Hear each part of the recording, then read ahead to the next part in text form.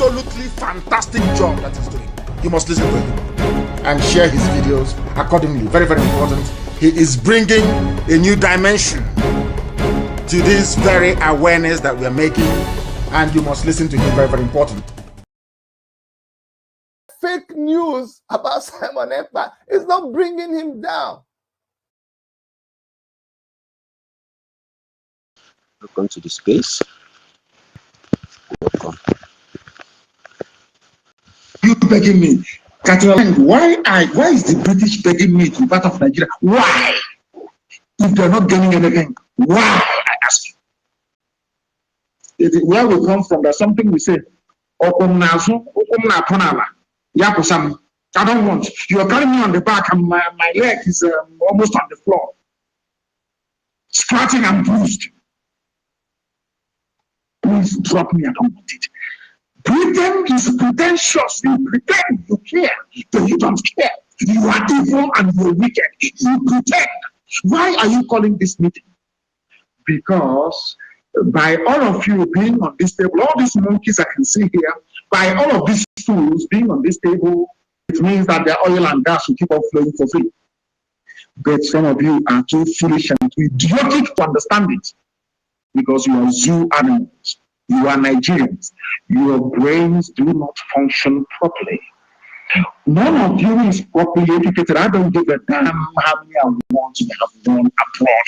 Pure rubbish. I don't give a thought how good your command of English language is. Pure crap and rubbish. You cannot reason. Let me ask you a simple question. Where else in the world can an ambassador gather the stakeholders in that country, lecturing them on how to run their country? Where else?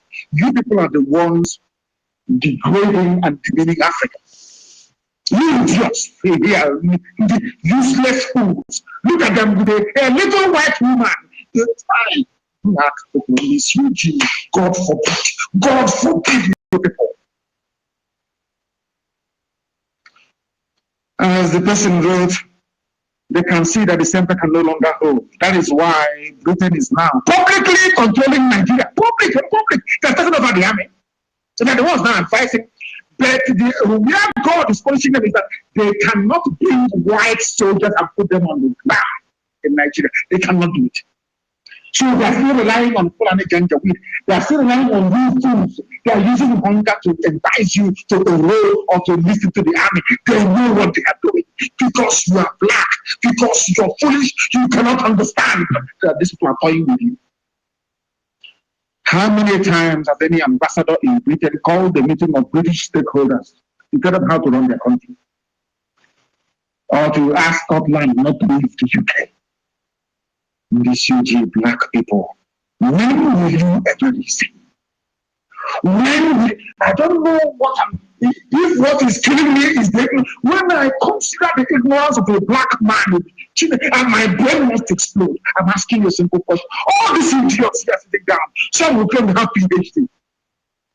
Why are you listening to a little white woman from England? Don't you have shame? You have no shame?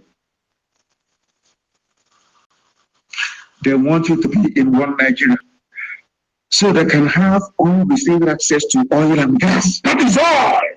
Not that they love you. Because if they love you, if they are genuine, they would have stood up to say that what happened at Lady was wrong. The army killing innocent people is wrong. Army abducting people is wrong. Caravan report must be investigated. Amnesty report on the massacre of BIAFRANS should be investigated. Zaki Biam should be investigated. Or the massacre should be investigated. The persecution of Shia Muslims should be investigated. They will never do any of those things. It's only about oil and gas. And you, being the black fools that you are, with this UG black, at least I give them one thing. Before white people come out to cast aspersions, they must have seen something in me.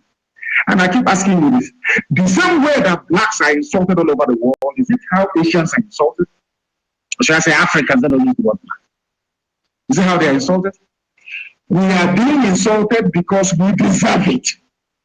We are useless. Let us be honest. We are useless. If we are not useless, Why is it that a population of 200 million people, you cannot stand up and ask yourself, why is it after every bandit attack on a village, the army can never locate them? Why? Why is there this little white woman, Catriona, is the one presiding over a meeting telling you how to keep your country warm? Does it mean that your brain cells are not working? We are telling them, you cannot keep us together by force. I want to analyze something that a very intelligent, brilliant Yoruba man did. Francis Ojo, or Ojo, I don't know how to pronounce it. Ojo, I think it is, not Ojo, Ojo. Francis Ojo, he wrote, I'm going to analyze what he wrote here. And I want everybody this evening, after this very program discipline, to go back to understand, to study this program, to listen to it over and over again, to understand how foolish and idiotic black people are today. How Fulani took over all of you. Francis Ojo wrote. I love this piece. In fact, after this program, I want it everywhere. I want every blogging site to carry it. I want every newspaper in the Zoom to carry it, so that you can see for yourself how idiotic and stupid all of you are. You useless Nigerians. I want you to understand how foolish you are. In front of you, Fulani did not go to school. Only with cattle they are controlling all of you. Only cattle they control.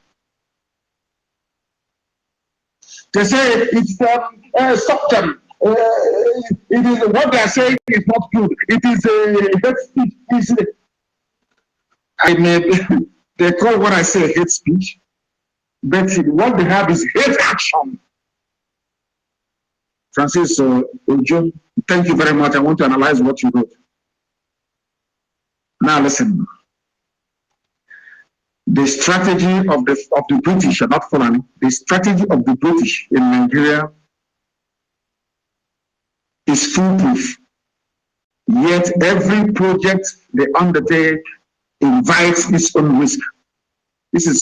I'm analyzing what somebody else wrote. I will continue. The master strategist is a master risk evaluator, but the people advising the Fulani on what to do, they are not master strategists. They made a very fatal mistake, and because they didn't gender win and then Achinama. What do you expect?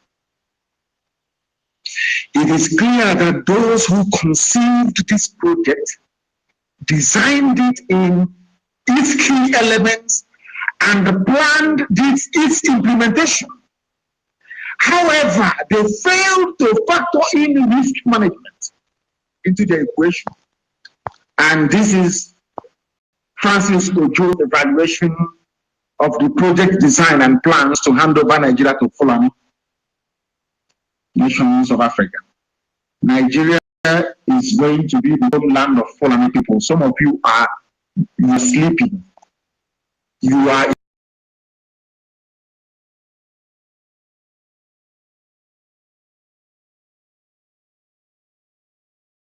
your land and your forests.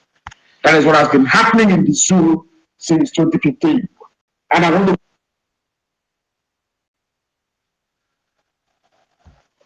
is going to be the homeland of Fulani people. Some of you are sleeping.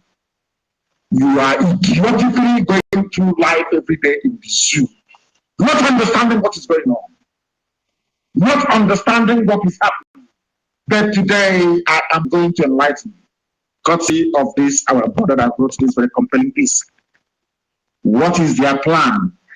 Before they can bring in every Fulani to settle in Nigeria, they must first of all dominate you. Secondly, they will seize your wealth and they will enslave you. They will take full control of your political power. They will take every arm. They want all the guns and bullets to be under their control. And they will deny everybody else any form of access to weapons. They will take control of every major income organ of the government. They will deny everybody else access to funds that I'll prove it to you tonight. Finally, they will move in and take over your land and your forests. That is what has been happening in the zoo since 2015. And I want to prove it to you tonight. I want to prove it to you.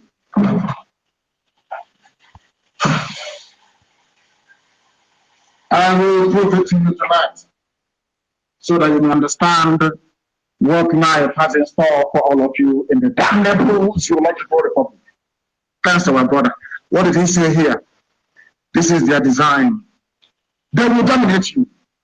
And for Britain to give Fulani exclusive control to dominate everybody else, they started very cleverly. What they did to IPOB when we started as well, they said that he will man domineering.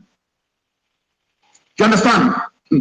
Britain cleverly designed that with their Fulani counterparts. Unfortunately, some Europeans fell for it, shamefully. You know why European is domineering? And they were telling you European is domineering, they went behind the back and we are grooming Fulani to dominate you. Do you understand it? Now, they say woman is domineering. And I want measure for me how many people in the so-called stupidly named United Delta has oil well. Every oil well is owned 90% by Fulani. But before they were telling you people man is going to dominate you.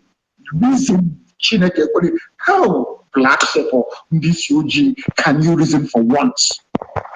I'm begging you to reason. Only once, please. If a man is domineering, that the Fulani owns all oil wells. That's number one. They will seize your wealth. They have taken over everything. They have shared it. Britain can take oil and gas for free. They don't care. As long as Fulani controls everybody, everything else, and they will enslave you. What do you understand as slavery? Oh, you think, until you go and start washing plates for them and the north, then you are not their slave. Let me give you a very simple example. Before Obiano was re-elected, he took off his red cap to beg Jubilee to put him back into power. You know what is slavery? Slavery is Imo State. They started killing Fulani. Before your eyes, they claim the democracy. Why speak this thing in Igbo language so people can understand? Koro before your eyes. Hope was not declared the winner, not the number one, not number two, not number three. He came fourth in the election. Before all of your eyes, in front of the American Embassy and British High Commission, Supreme Court of Nigeria declared Hope was the winner. Let me tell you something. That was from that day, I've no longer talked about fake Buhari National Council because that was the day I knew, believe you me, that the white man was right. There is something wrong with the black people. I'm telling you the truth. Something is wrong with us.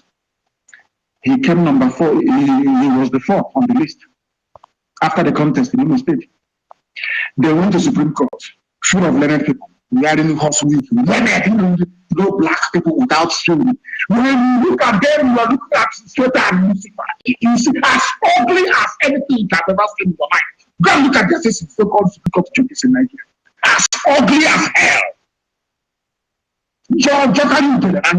Very ugly men and women. They embody everything that is evil about black people. You know what they did? They gave the vote to those of them. Supreme Court in the court of law. Supreme Court. They asked them, but how did he win? They said they did not tally his votes very well. INEC said about 950,000 people are registered voters. How come your own tally is almost over 1 million? Where did you get it from? They shut up there. Where the best court, Supreme Court. INEC said, no, sir.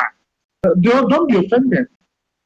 The total number of voters in Imo State is less than what you are giving those of them back. They said, oh, we are the apex court. We cannot revisit Taiwo versus Akeredolu versus 1945. Supreme Court of Nigeria. Simple question. This is INEC register. The people set up by law to conduct elections. They said that about 900,000 people are on our register as registered voters in Imo State. But you are now calculating for us, telling us there's nearly 1 million voters in Imo State. Are you working fine? Eh? Which register is that? They said, oh, we have our own list, a list given to them by APC. That is slavery. They impose upon you whoever they want to impose on you. You are nobody. You can't do nothing. That is the meaning of slavery. You don't know. Hopeless of them signifies slavery and damnation upon our people. If you don't know, let me tell you. All your education is a waste. All that crap is speaking useless grammar, complete waste. You're a slave. You ask me how. Then I'll ask you to look at Imo State Douglas House. How can somebody who came fourth, not even second, not third, emerge as the governor of the state? Where did Supreme Court get their own voters register from? INEC testified and said to the court, you have a higher number of voters than we have on voters register. Where did you get it from? From APC government. And you claim you're a Nigerian. Yeah, I mean, we're Nigerians. All right. Greetings, everyone. Welcome to this Twitter space today. I remain Dim Justice. Please confirm that you can hear me, if I. Yeah. Yeah, can hear you. All right. Of course, the topic today is very, very clear. It's a message to the British High Commissioner, Catriona, who has been publicly going everywhere around, meddling in the business of the Nigerians, both Nigerians and the Biafran people. And we are here to say no to it, send some messages to her, and make it clear that we are not going to tolerate her nonsense. Before I continue, Ifeanyi, can you give your opening remark? Thank you. Thank you, my brother, and I do justice. Thank you, Biafra Writers of Conscience. Thank you, my brother, my own brother, Sonny Barawa. I can see you. God bless you for coming around. Thank you, good man. The message is very clear because it's now dawned on us that this woman has displayed his stupidity, seeing us as a lesser human beings that cannot reason for themselves. Of all the ambassadors or the commissioners, state commissioners that is in Nigeria, it's only Catriona that came out, that have been running around from pillar to post, meeting governors, senators, and the northern states, the caliphate, to make sure that Nigeria is kept as one nation. This is to tell us that that they see us as lesser human beings, that doesn't have critical thinking on what we want and what we need. But we are sending a message to her, just like our spokesperson said, that she's going to be the last British commissioner representing British in the soil of the contracted indigenous nations called One Nigeria.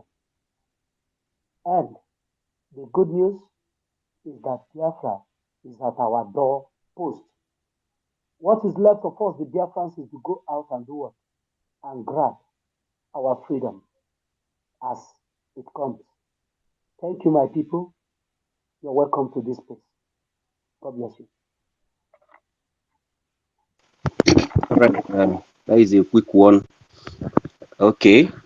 Please, if you have not muted, please mute yourself until you are asked to unmute. Then you can mute yourself. Good man, mute yourself. So looks like you're not. Fine. Can you mute him? Can you mute him from there?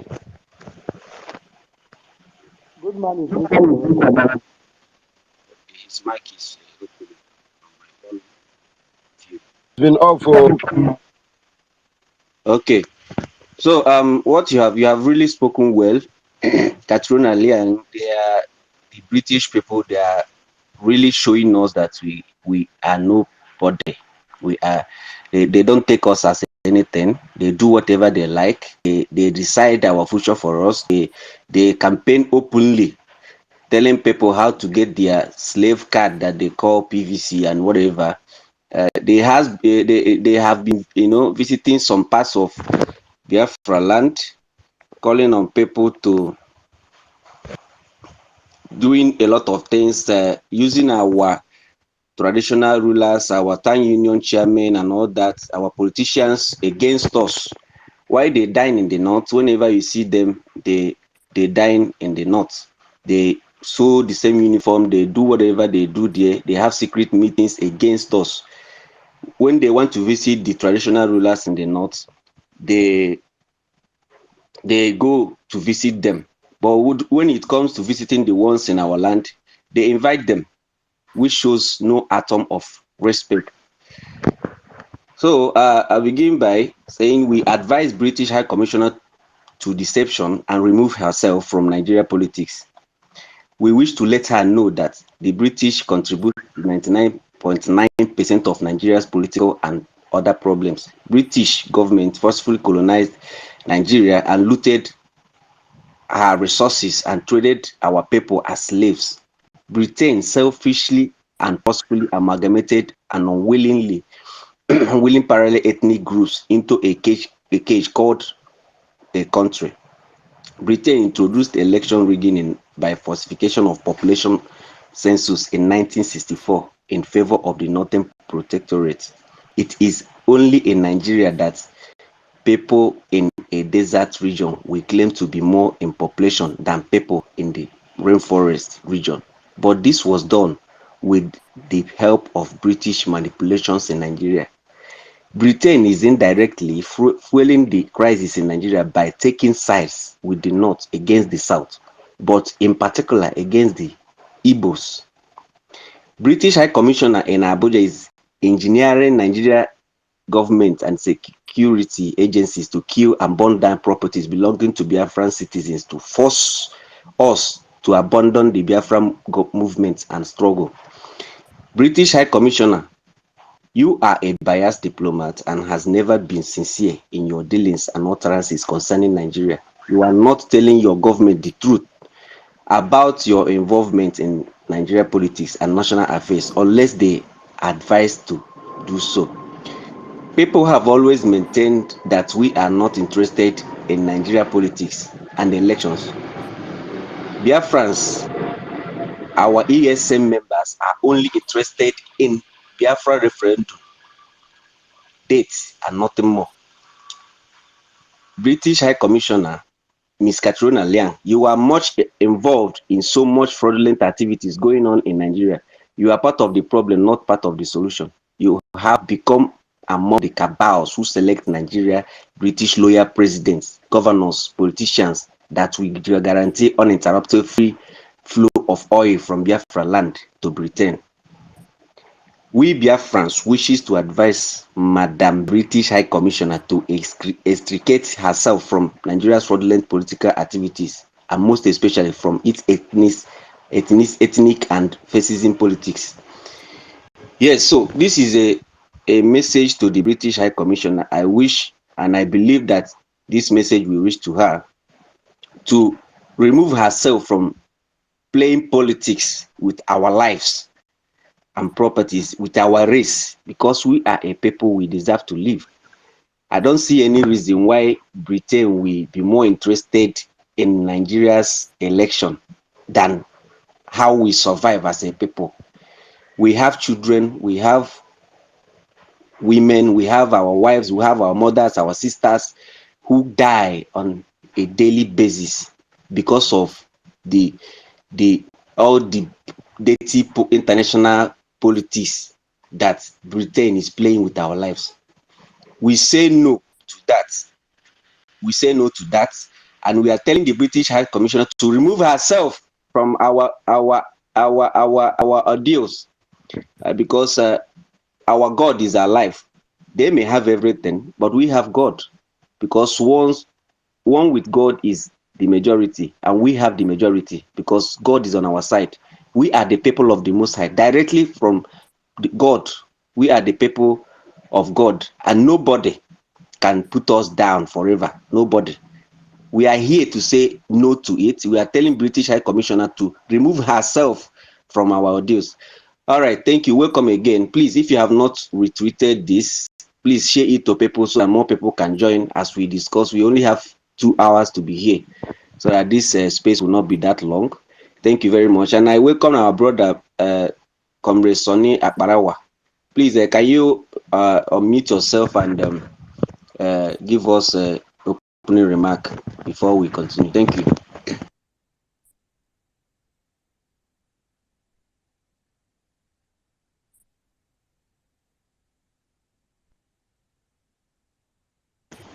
Oh, looks like My he's brother not. Sonny, my brother Sonny, are you there?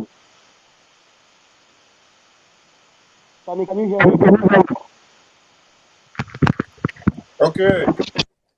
They want to everyone in the house, especially the host of the space. DM Justice, I salute you. I salute Ifeanyi, Godman, Freedom, and every other person that I may not be able to call all your names because of a time constraint. We appreciate your commitment and your sacrifice and your time to engage Biafrans to know what they need to know. So, as we've gathered here today, just like Dame Justice have said before, our message is very clear to the evil united devil, evil united zombies, evil united destruction, evil united contraption, evil united colony, evil united den of animals, evil united slave masters, evil united idiots, evil united morons. There is nothing united there because the only thing they can unite is to unite people that will slaughter, rape, desolate communities, and turn everybody to slaves. That is all what their unism is all about. It's just a way of bringing set of terrorists together just to be able to kill, maim, and destroy. We are happy that the British High Commissioner, as she claims to be, Catriona Lala, and Catriona Lion, and Catriona Liar, and Catriona Licit, we are happy that she is crying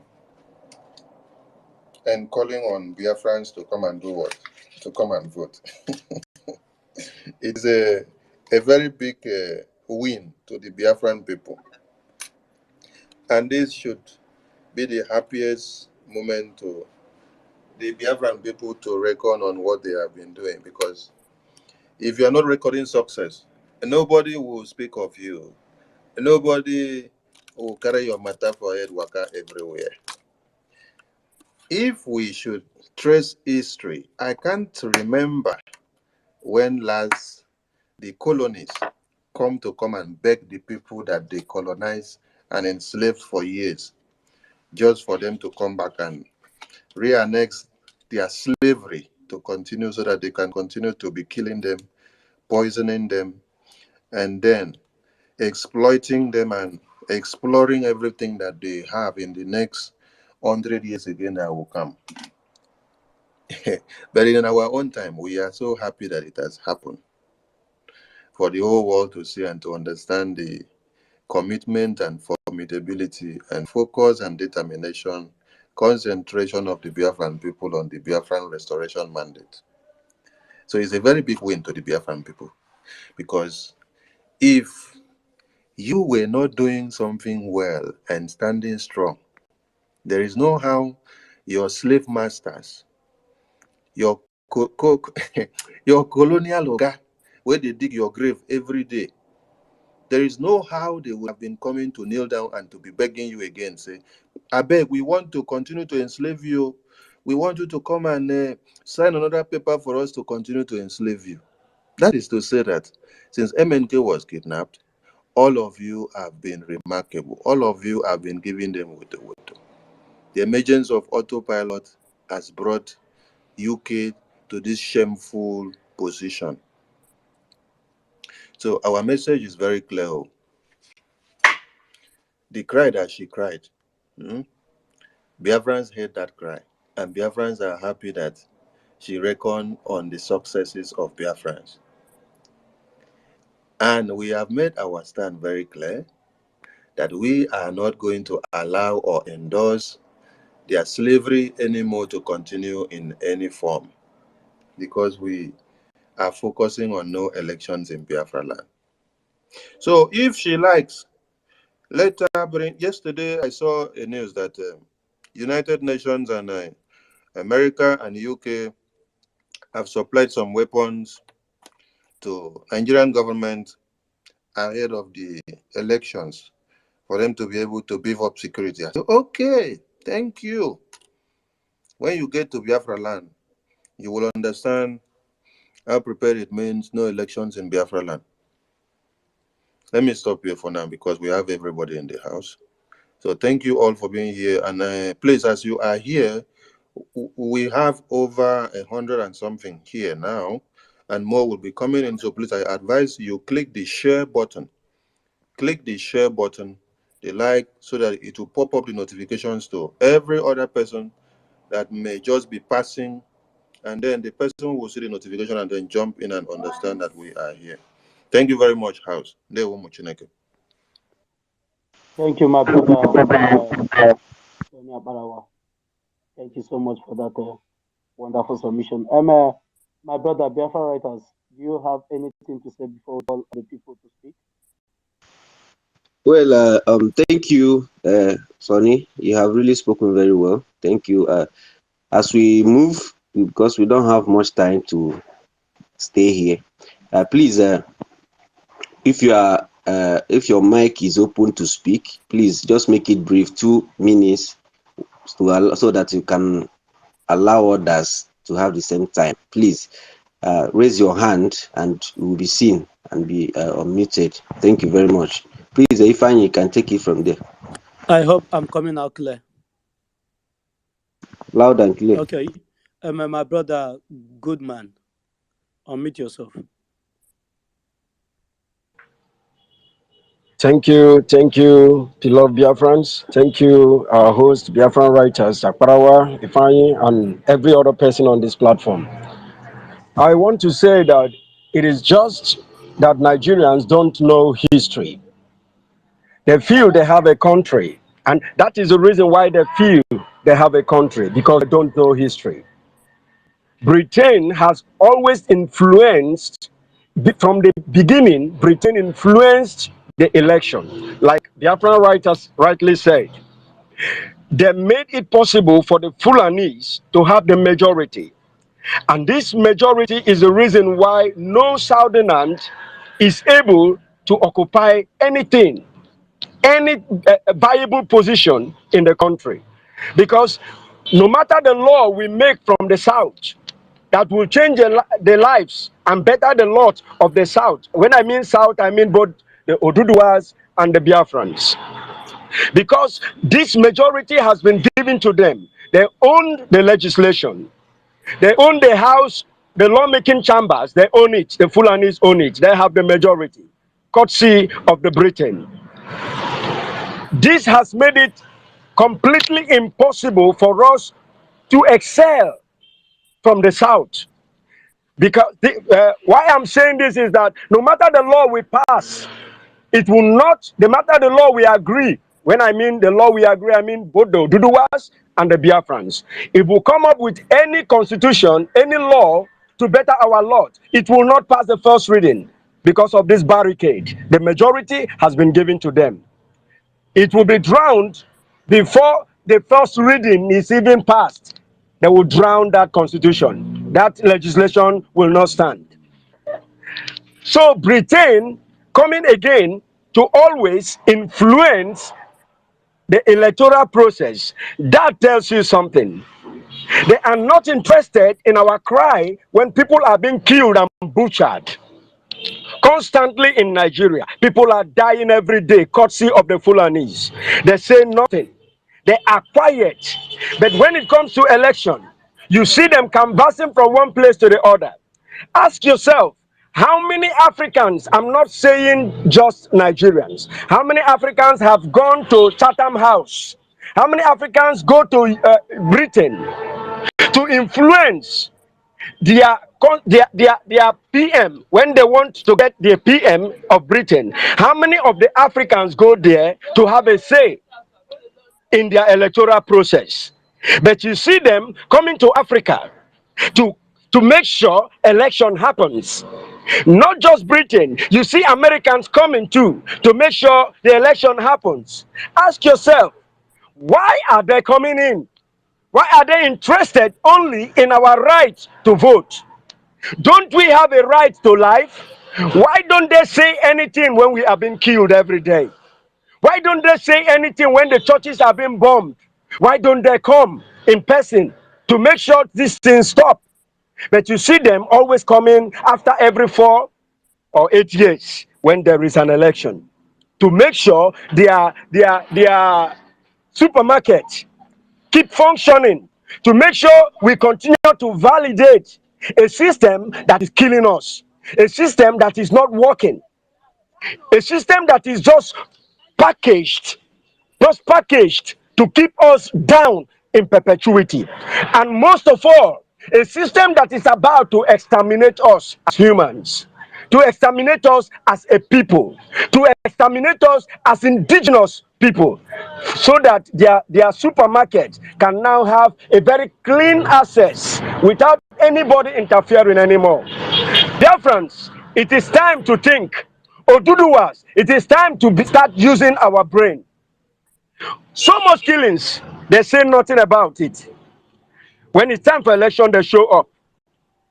They have a country, but they will always interfere in what we are doing down here. Ask yourself, why? The moment you begin to reason, that is when you start becoming a human being.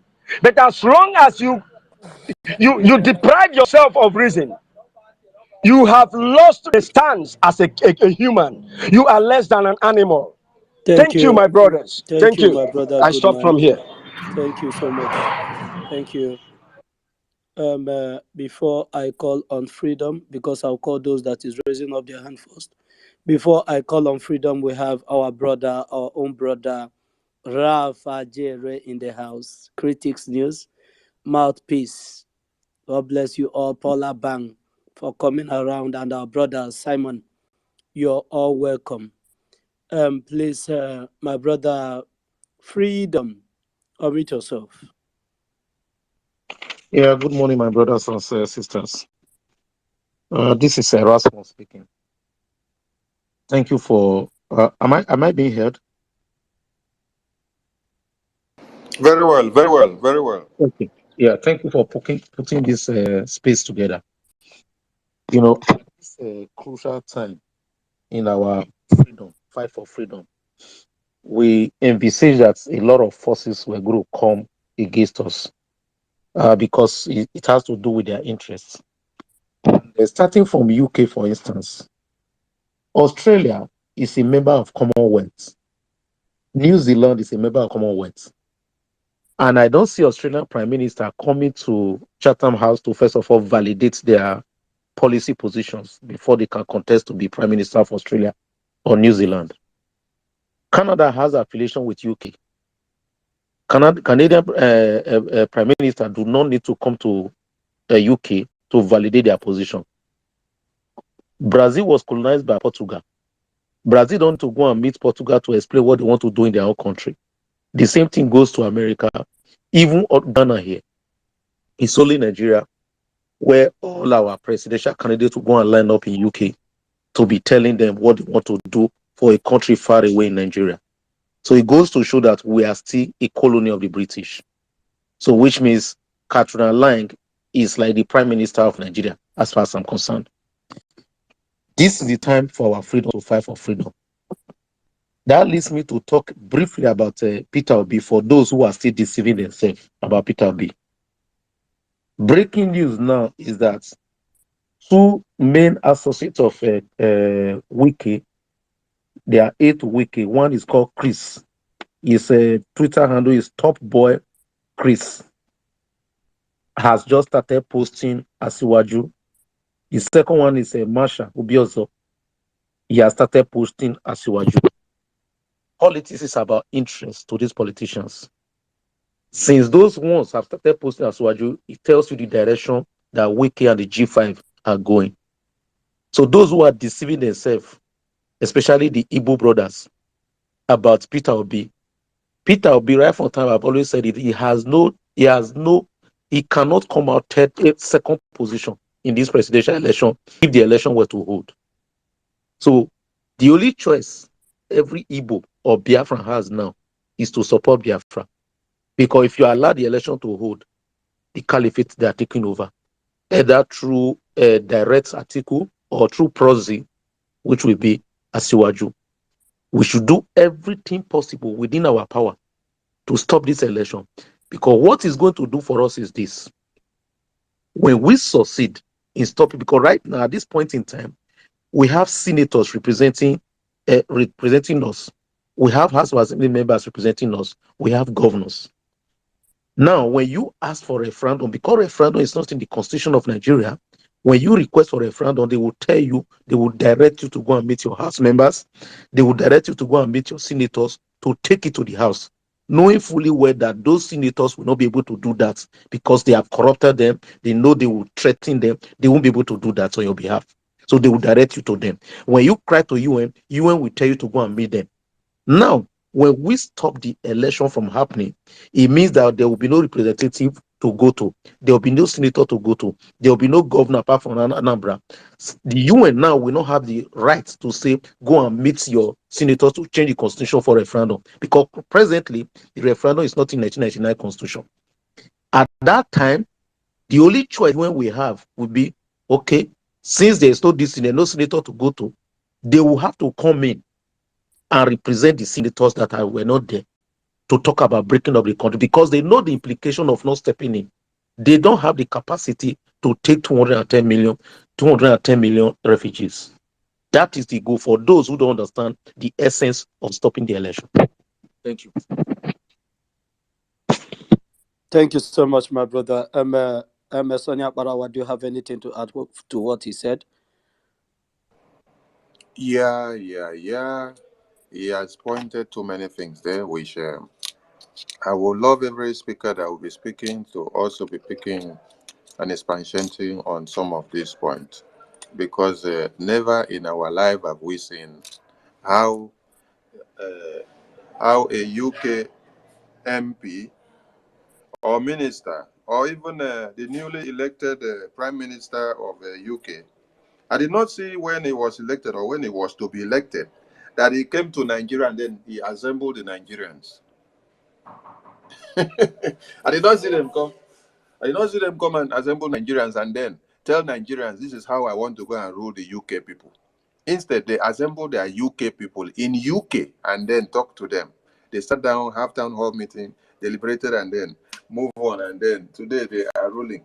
So why is our own different? Please, other speakers should also touch on this as well. Thank you very much. You know, my brother, there's this headline or tweet of the president, the current president of the United States, by the name, what is that? His name, Biden, that our spokesperson tweeted this morning, where he was saying that the fight of the Ukraine is a long-aged war, that they are fighting for freedom, and the US will do everything to support them to achieve that. And I love what our spokesperson by the name Simon Ekpa sent the message that he sent to him. He told him that Biafra also is an long-aged war, and we will do everything to achieve our freedom. So these people, because of the time being, because of the way they see some of these efulefu that call themselves leaders, they use this evil enclave to ascertain what all of us looks like. That if these ones can be bought with money, how much more other ones that are in the villages, in the rural areas, that have not seen anything, that have not seen money. Once you offer them money, they will go with it. These have been their stronghold on the Biafrans. They never knew that a man like Mazen Nnamdi Kanu, Simon Ekpa, these new 100 men, more than 100 men of Mazen Nnamdi Kanu on the space, Soni Akparawa them, all these men that are here, that they will emerge, that cannot be bought with money. They never knew that a day like this will come. They thought that the game would be between the POS criminals and the Fanny Joffo will keep on deceiving us. They never knew that God will give us insight to what is happening around us. And that is where the game, God beat them in their own game. So freedom is our goal. If Catriona lying, let him cry to heaven. He will be here. Biafra will come. So my brother Peter Ozo, please unmute yourself and speak. 2 minutes.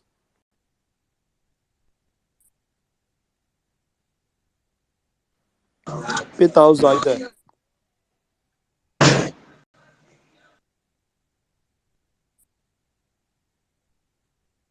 Okay, Peter Ozo is not speaking. My brother Simon, please Yeah, unmute good yourself. afternoon. Okay, my name is Uzoma. I want to thank you for this wonderful opportunity, for organizing this space. I want to say something. First of all, for the issue,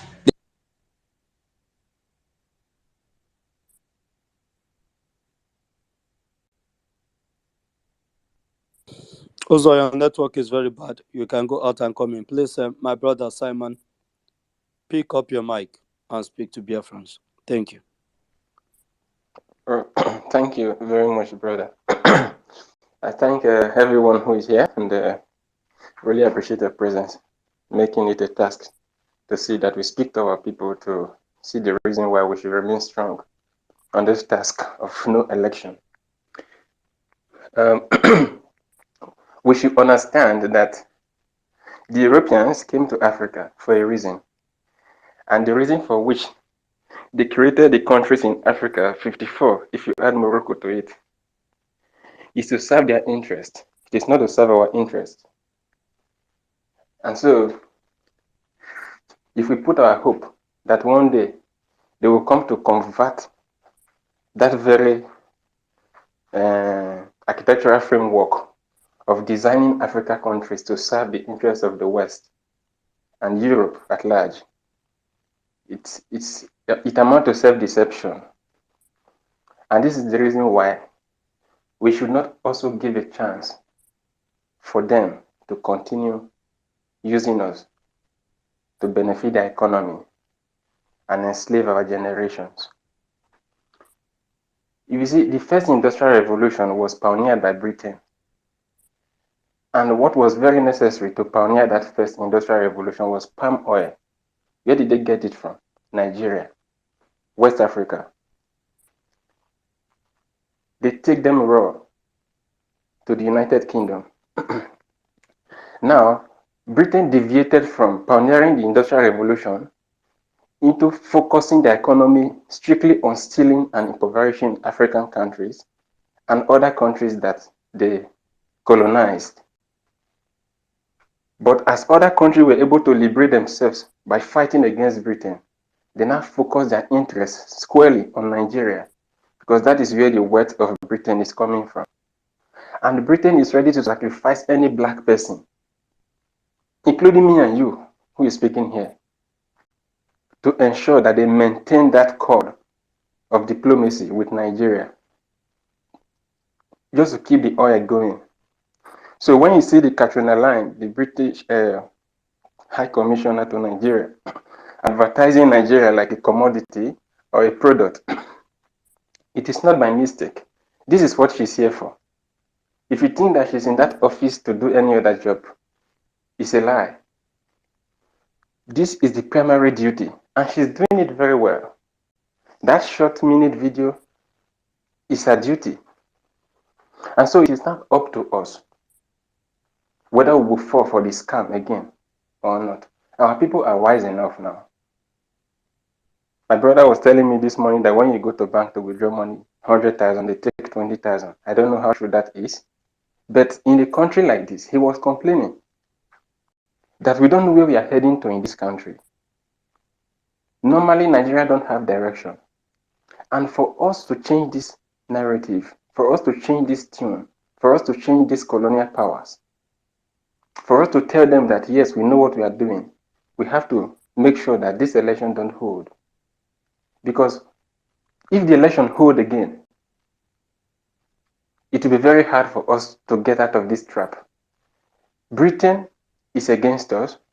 America is telling us that they are freedom, they stand for freedom and liberty. But it was America that supplied the Tokuno aircraft that Hubu Zodima used to bomb our people. But when that bombing took place, did America not hear our complaint? Did they reply? No. But they are the ones saying that they would deactivate the aircraft. They didn't do it. So these are the people who are organizing our genocide from the shadows. So if we look up to them, we look in vain. If we look to ourselves, we will find solution. This is what I want to add to what we are discussing here. Our people know what to do. And I thank God that we are doing it. So I encourage everybody to stay strong. PVC is not our problem. Voting is not our problem. But the West, their interest must be terminated. We must hold this as a responsibility. And this is where we'll find our freedom and the freedom of the next generation. So thank you, and I drop the mic here for now. Thank you. Thank you so much, my brother Simon. Thank you so much for that wonderful submission. Your words always encourage us. We know what to do. And not just that we know what to do, we are doing it. Because one thing is to know what to do, and it's another thing to do what you know how to do. Thank you, my brother. We are doing it. And it will take us to Biafra land. Before I proceed, I don't know, my brother, Biafra writers, do you have anything to add to what our brother Simon said before I call on Kings? No, please go on. Go on. Okay. Kings, please unmute yourself. Good morning from my location. Good morning. God bless you. I want to speak to 4 people this morning. And before then, I want to thank all of us that have gathered here this morning to, bring our opinion to the world. I want to first of all speak to the Archbishop of the Canterbury called, what's his name again? I don't know. I forget his name. I have written to that man 5 times because I am the Archbishop of the Most High God. Am I coming out clear? Yes, proceed. Yes. I have written to him 5 times concerning the killings carried out by Fulanis in our land. No response from him. I asked him in my email that they brought religion, their so-called Christianity, to us. Britain brought Anglican Church, Presbyterian Church, and the Methodist, the whole of Britain, to us in the East. So why are they supporting the Fulani Muslims, killing their fellow brothers in Christ in this eastern part of Nigeria? It was a question that should be every reasonable human being should ask him. Now, I want to speak with them to Catriona, the one they call Catriona liangs, or whatever liar is. My question is, even though we know that Is she anybody is... hearing King? Yes, Yes, we are hearing. yes, okay. She is the prime minister of, the British prime minister of one Nigeria. But then, is she also the INEC chairman? The answer is no. So I will advise her to please leave out Biafrans alone. She can go to Sambisa Forest and campaign for her PVC collection on the whatever have she, if she want. Then again, I want to use this opportunity to talk to or to speak to Americans of conscience. I was there at the when we were doing protests, Washington DC. I told them that if Eliza lives in the next 6 years, I surrender everything I have. Eliza is in hellfire now. Now, why are you keep supporting Britain? Because the British are the ones that are convincing Americans to, to have their leg upon Biafrans in Nigeria. Then I want to remind them of this. This truth, it is called a universal truth. Biafrans, the separation or the coming of Biafrans today will bring peace to the whole world. We save America, because if the Islamization agenda is, carried out the way they want it, Americans, I'm asking you these questions. I know you people are listening. Who do you think this jihadist will strike first? It is not Britain. It is not Britain. These jihadists will strike America first. So the coming up or the actualization of Biafra is going to save the whole world from unleashment of terror by these Fulani terrorists. Finally, last, I want to speak with our fellow brothers and sisters of Biafra and the Oduduwas. You have to take the horse by the horn. You have to take the bull by the horn, because you cannot be, our people say, you cannot be in a place where you are being killed every day. And the question is, are you people having brain damage? Don't you see what is happening? It is time to come together, to unite as one and say, no election of this 2023, so that we will have peace and save the world from the terror that is about to unleash by the Fulani jihadists. Thank you very much, and God bless you. Thank you, my brother. Thank you so much, King, for that wonderful submission. Please, Chris, mute yourself. My brother Namde, please unmute yourself and speak to Biafrans.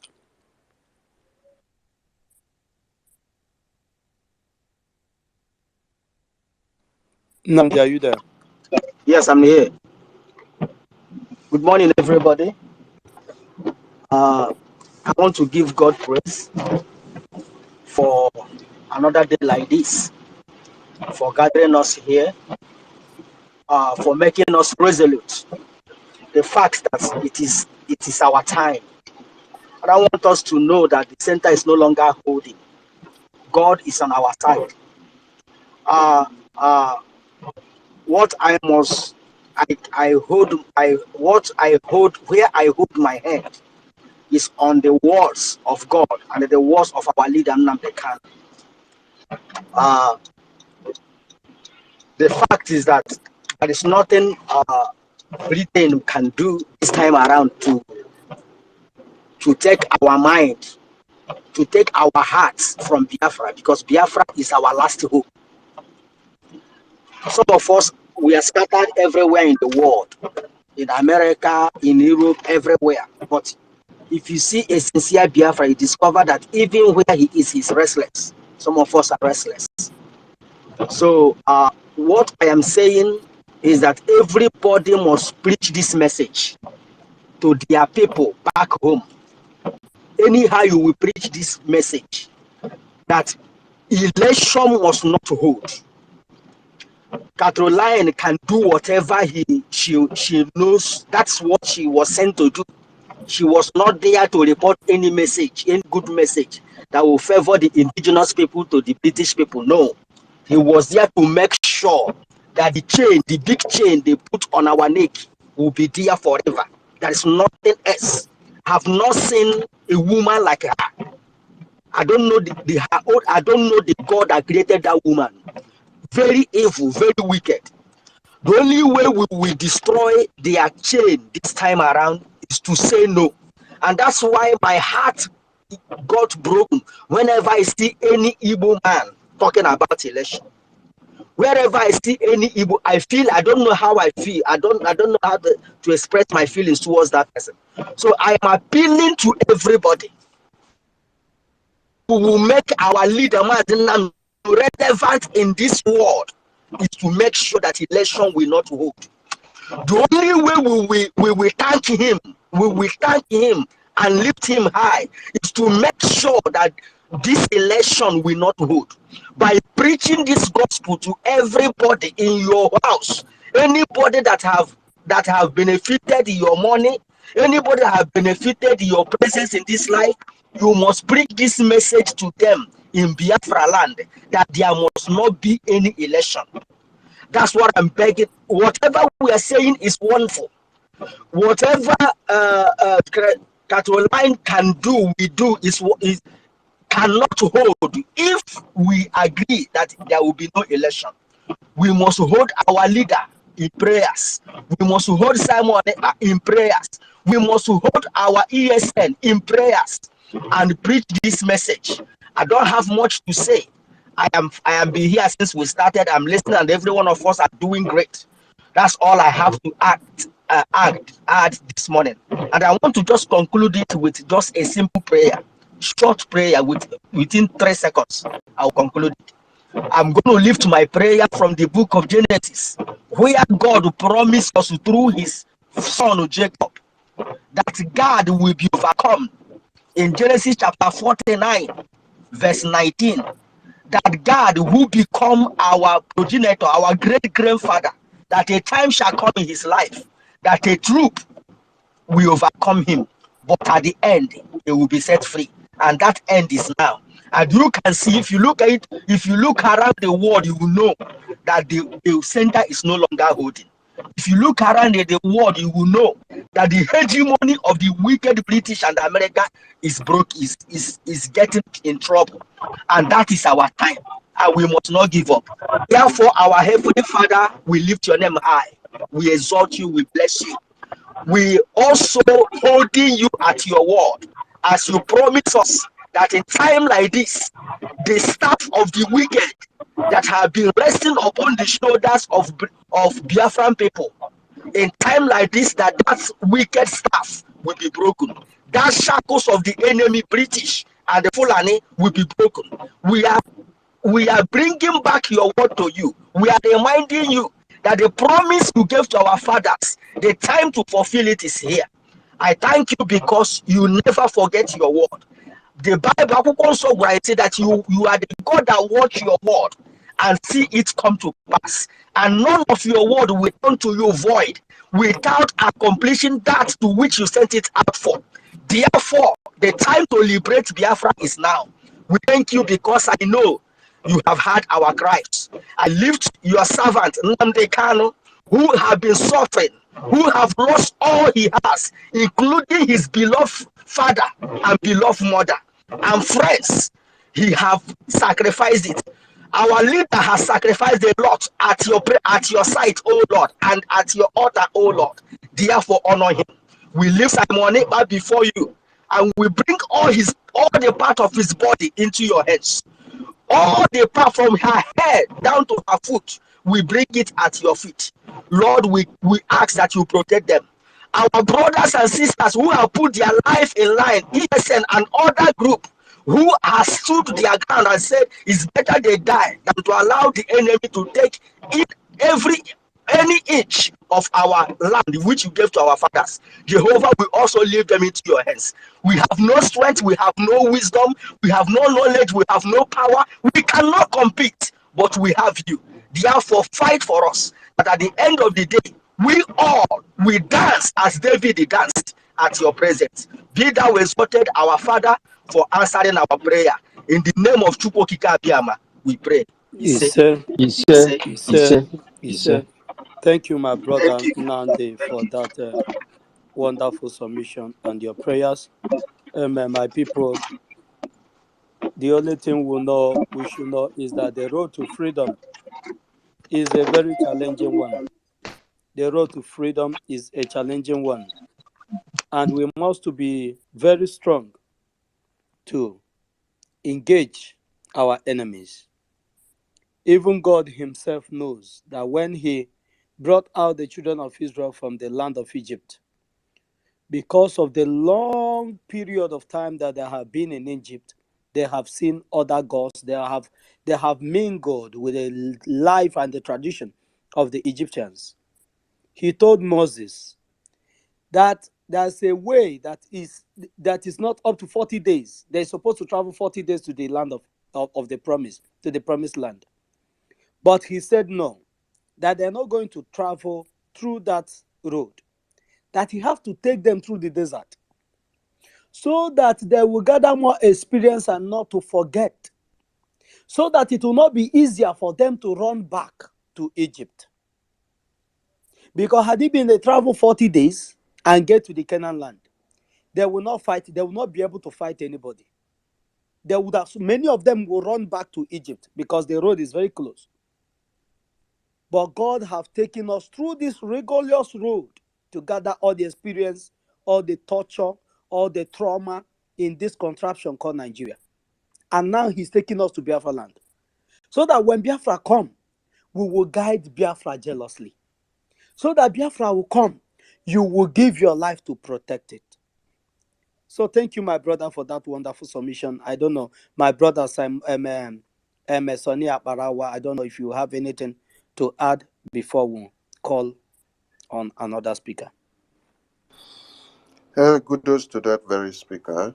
We appreciate your submission because you have enlightened the house on a very large scale, and your prayers is in cognizance with the prayers that we've been doing, and we encourage everyone to continue to pray.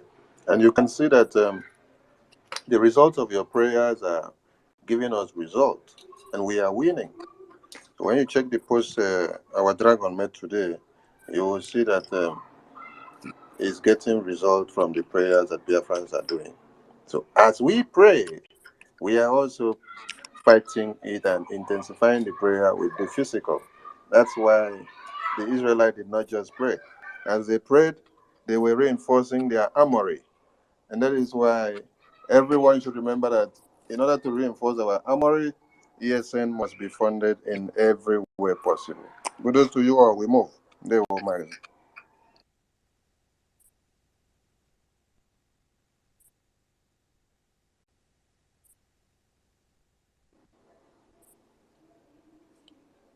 The next speaker, please, can go on.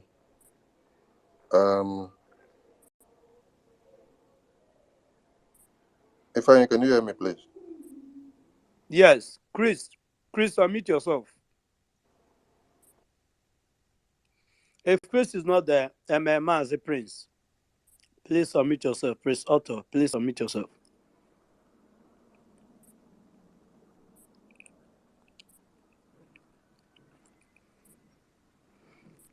Is Prince Otto there?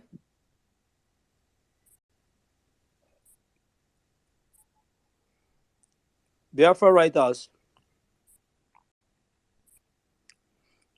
Biafra writers.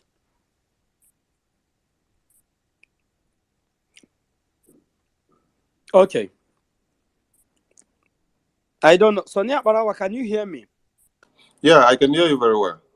Okay, I just want to know maybe I'm the one having problems. Please, Chinyere, mute yourself. Chinyere, mute yourself.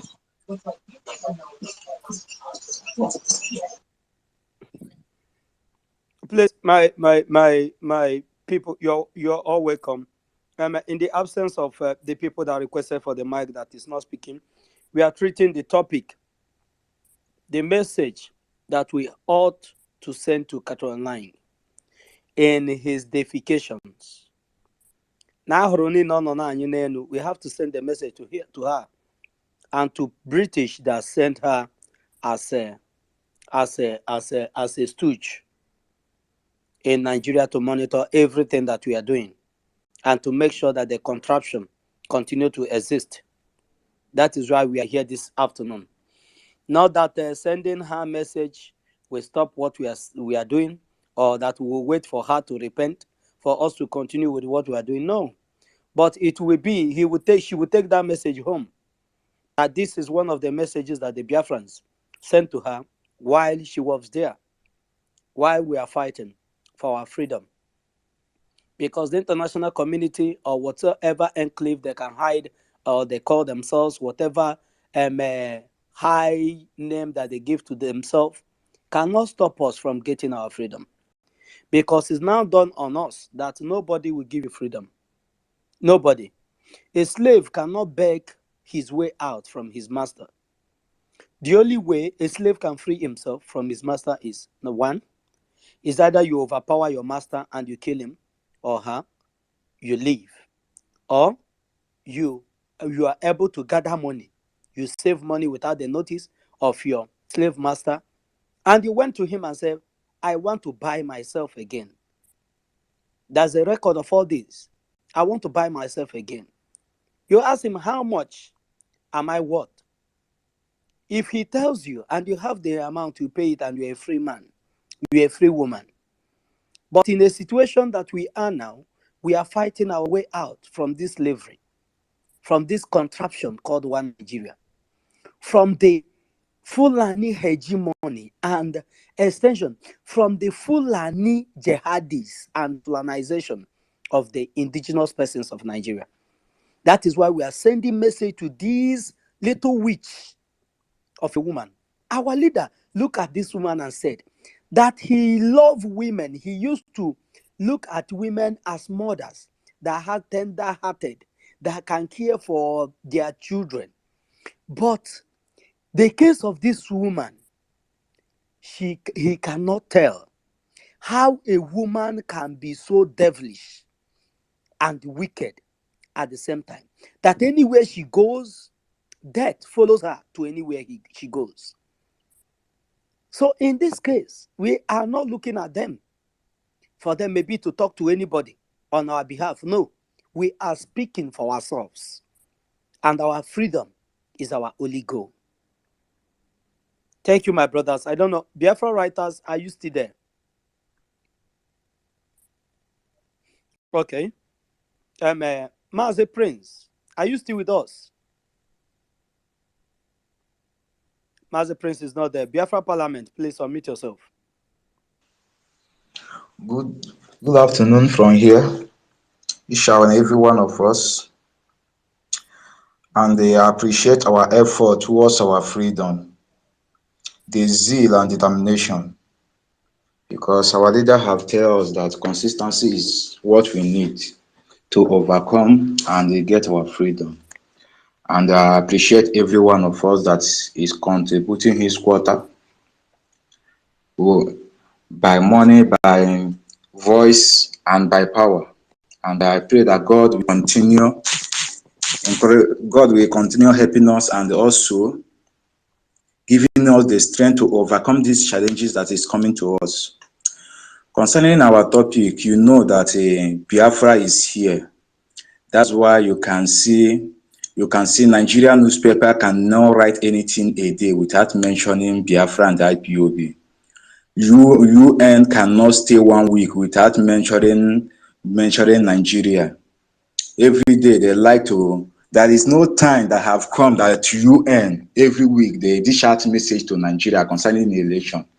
This week now they have the news I got this morning. They are writing that Nigeria must not fail this 2023. Imagine UN saying Nigeria cannot fail. The question you will ask yourself: do they see Nigeria failing? Yes, they see Nigeria failing, because it is overwhelming that Biafra are ready. It's overwhelming to them that Biafra are ever ready to get their freedom, either by peace or by pieces. As we have cried for years and they don't want to listen to our voices. Now, this period we are, they must listen to our gun, they must listen to our bullets, they must listen to our weapon. Anything that we may lay hand upon, we will use it against them. And this is not time. Anybody can dish out their message. Both Catriona, she can dish out whatsoever message that seems good to her, sure the Nigeria will fail. And as our spokesperson say, Catriona will be the last British commissioner to Nigeria. That evil woman, she will be the last any British, anything have to do with British in Nigeria. She will be the last. And Nigeria is feeling the heat already. Nigeria is feeling the heat already. That's why you see people be going to Middle Belt to use 20,000 naira to buy food. They are feeling the heat already. They know that Southeast is nowhere. Biafra land is no go area. We have crushed them, and this coming month is for us to seal it up. We have already granted them. It's just for us to seal it up, and by the grace of God, it is done. It is done, because the Bible is saying here nwata ruru oge ya nwata ruru oge ya oye ya ọbụ njọ. So Biafra erugo oge ya bịa, and this time around there is no time that we have get it right this way, and by the grace of God we will achieve our goal this year and this coming month. I submit. Thank you, everyone. Thank you, my brother. Thank you, Biafra Parliament, for that wonderful submission. Now, Ndi was in on a mife draba. A kechie your honor. Thank you, my brother. My brother Prince, Mazi Prince, if you're there now, please unmute yourself.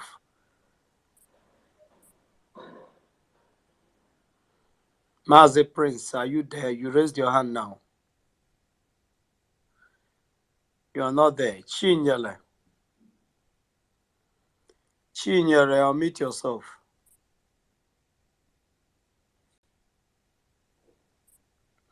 Chinyere is not there. Okwako, are you there? Unmute yourself. Hello? Can you hear me? Yes, 2 minutes. Well done job for organizing this wonderful space for all the genuine Biafra agitators to come and speak their mind and tell the UK people, the London people, Catriona Lang and her cousins, that we, the Biafran people, have resolved within ourselves that we are fed up with that contraption. Because the UK people, or will I say the Londoners, it is high time they know that we have understood that Nigeria is their shop. They have stolen enough. They have taken enough. I don't know how many years it's been. It is their time now to pack and go. The owners of the shop are back now. They want to take their shop back. UK must know that the Biafrans have resolved that it is either Biafra or death. And they must know that at this time, the war will not only be in Biafra land. We have resolved within ourselves that whatever it will take, we will put everything together to make sure that Biafra comes this year, not another year. Thank you so much, my brothers. Thank you so much, my sisters. I want to thank Simon Ekpa for his resoluteness, for his unwavering spirit, because we are standing this strong because of the momentum that is moving him. He is standing also because of how resolute we are. So I want to urge all of us to continue, because our eyes is fixed on the ball. We can see Biafra is here. Welcome, Biafra. Thank you, my brothers. Let me give chance to another person. Thank you, my brother Okwako. Thank you so much for that wonderful submission. You're welcome. Before I proceed, my brother Biafra writers, are you there now with us? Yeah, please, Biafra just continue. Whenever I want to speak, I will mute up myself. Okay. Yeah, Okay. thank you. Okay. Okay, thank you so much. Mazi Prince. Mazi Prince, can you unmute yourself now and speak?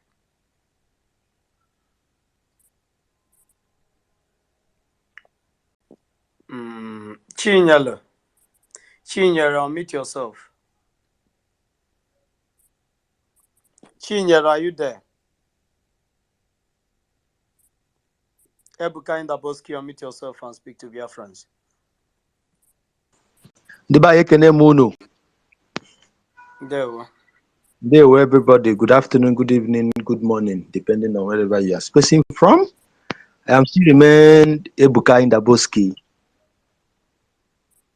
the liquid metal, and I am not a preacher of love, not a preach love. You understand? Based on this woman, whatever she's saying, she just they talk her own. They always want to make noise, do whatever they want to do. But most important thing is that they are understanding the message, they are hearing it. And there's another news today. You and telling Buhari that the election must hold. They have understand. In fact, they are getting it, but most time they always act as if nothing is happening. But we still tell them that we are waiting for them. We are just waiting for them. About also our government, we are waiting for them at Amem. You know, when people are messing up, we just wait for them at Amem. When it's time to say that Amem, we not tell them that here are they now. So we are waiting for them. But since I actually know range. So that's it. Thank you. We are waiting. We are not speaking more. No, we are not speaking English again. No need to want start the talk or drag with anybody online. We are waiting for them. When they finish, may they come. We could now show them how mad we are. I know, say our leader said you need madness, mad people. See, we are maddest. No, say they are maddest. We are maddest. We are waiting for them. They will see our madness this time. Thank you. Thank you so much, my brother. Thank you for that wonderful submission. Thank you so much for that quick one.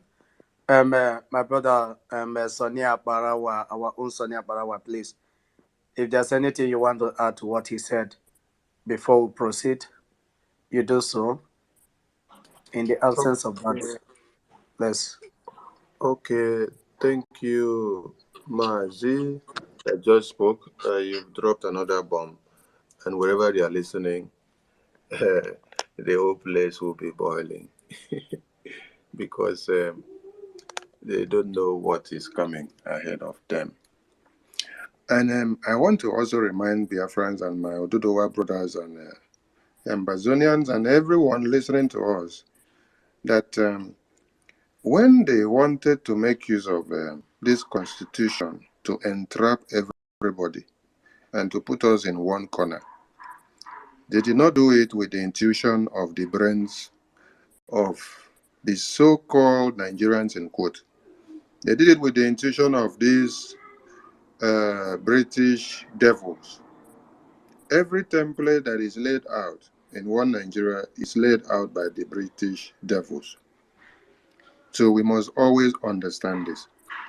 That is why they will say they will stop at nothing than to make sure one Nigeria continues. This is the last time they will be making use of that speech, and then it will work for them.